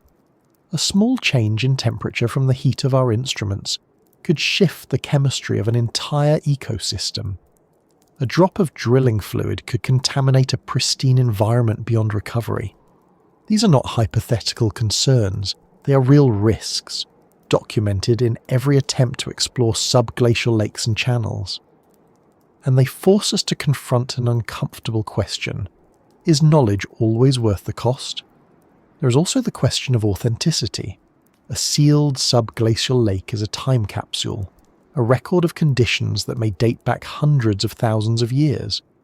It contains not just water and sediment, but information about past climates, about geological processes, about the evolution of life. Once we open it, we change it. Even if we are careful, even if we avoid contamination, the act of breaching that isolation alters pressure, temperature, and chemistry in ways that cannot be undone. It is like opening a tomb. Once the seal is broken, the contents are never quite the same. If we want to study these environments as they truly are, not as they become after we touch them, then we must accept that some part of them must remain beyond our reach. This tension between our desire to know and the need to protect what we seek to know is not unique to the Arctic. It is present wherever exploration pushes into untouched realms. It was there when we first sent probes to Mars, forcing us to grapple with planetary protection protocols to avoid contaminating a potentially habitable world. It is there in the plans to drill into Europa's ice, where any contamination could compromise the search for life. And it is there beneath our own glaciers, where the environments we wish to study may be irreversibly altered by the very act of studying them. These are not reasons to stop exploring, but they are reasons to proceed with humility, restraint, and a willingness to leave some mysteries partially intact. Humility is not a trait our species has always embraced. We like to think of the world as something to be mapped, measured, and mastered. We celebrate the moment we plant a flag, take a sample, or bring back a photograph. We mark progress in terms of what we have claimed, but beneath the Arctic glaciers, mastery is an illusion. The forces at work there, pressure, gravity, time, are older and stronger than anything we can build. The labyrinth beneath the ice is constantly reshaping itself, beyond our control. The possible ecosystems within it have evolved independently of us, beyond our influence. The best we can do is approach as guests, careful, temporary, and aware that we are entering a place that does not belong to us. There is value, too, in not knowing everything. Mystery has always been part of what drives us, but it is also part of what grounds us. It reminds us that the universe is larger and stranger than we are. It keeps us humble, curious, and cautious. It teaches us that our understanding will always be partial, that there will always be horizons beyond our reach. The hidden world beneath the Arctic's ice is one of those horizons. It is a reminder that even on a planet we have mapped and measured, there are still places untouched, still stories untold, still questions unanswered. That is not a failure. It is a feature of a living, changing world, and of our relationship with it. And perhaps, in a deeper sense, the mystery must remain because it tells us something fundamental about life itself. Life thrives not just in the places we can see and measure, but also in the places that remain hidden. It is not confined to the obvious or the accessible. It persists in darkness, under pressure, in silence, beyond our reach. That persistence is part of what makes life extraordinary, and part of what makes our planet extraordinary. If we were to pierce every glacier, drain every lake, and expose every hidden ecosystem, we might learn much. But we might also lose something precious, the knowledge that there are still corners of the Earth where life, if it exists, does so entirely on its own terms. The Arctic itself seems to insist on this. Every time we get close to revealing its deepest secrets, it changes. Channels close, lakes drain, ice shifts, instruments are lost, missions fail. It is as if the labyrinth moves not just because of physics, but because the mystery itself resists us, demanding patience, caution, and respect. That resistance is frustrating, but it is also instructive. It reminds us that exploration is not conquest. It is a relationship, a dialogue between what we want to know and what the world is willing to reveal. And like any relationship, it depends on trust, patience, and boundaries. This perspective does not diminish the importance of exploration. On the contrary, it enriches it. It suggests that our goal is not to strip away every layer of mystery, but to understand the world more deeply while leaving parts of it intact. It suggests that discovery is not always about possession, but sometimes about reverence. It suggests that the unknown is not a void to be filled, but a presence to be acknowledged. Beneath the Arctic glaciers, that presence is palpable. It is in the darkness that swallows light. It is in the pressure that bends steel. It is in the water that moves unseen and the life that may or may not exist. It is in the knowledge that no matter how far we go, there will always be something beyond. And perhaps that is the point. The hidden world beneath the Arctic ice is not a puzzle to be solved once and for all. It is a conversation, one that will unfold over decades, centuries, and beyond. Each generation will push a little farther, learn a little more, and leave a little more mystery intact for those who come after. We will build better machines, refine our models, and deepen our understanding. We will make mistakes, lose instruments, and learn from failure. And through it all, the labyrinth will continue to move, the water will continue to flow, and the darkness will continue to hold its secrets. In the end, the greatest gift the Arctic's hidden world may offer us is not its answers, but its questions. It asks us who we are when faced with the unknown. It asks us how much we are willing to risk for knowledge, and how much we are willing to leave untouched. It asks us whether we can be explorers without being conquerors, whether we can learn without destroying, whether we can honour what we do not understand. These are not easy questions, but they are the questions that matter, not just beneath the ice, but everywhere we seek to explore. And so, as we look northward, toward the glaciers, the darkness, and the mysteries beneath them, we are reminded that exploration is not just about going farther. It is about going deeper in every sense. It is about understanding our place in a world that will always exceed our grasp. It is about accepting that some mysteries are meant to remain. The Arctic's hidden world is one of those mysteries. It resists us, humbles us, inspires us. It challenges our ingenuity and tests our resolve. It reveals pieces of itself, then slips away again, leaving us to wonder, to imagine, to dream. That dream, the dream of what lies beneath, of what might live in the darkness, of what secrets the ice still holds, is perhaps more powerful than any discovery we could make. It keeps us reaching, questioning, striving. It reminds us that there is always more to learn, always more to seek, always more beyond the horizon. And in that sense, the mystery beneath the Arctic glaciers must remain, not as a barrier, but as a beacon, not as a limit, but as an invitation, not as a failure of exploration, but as its truest expression.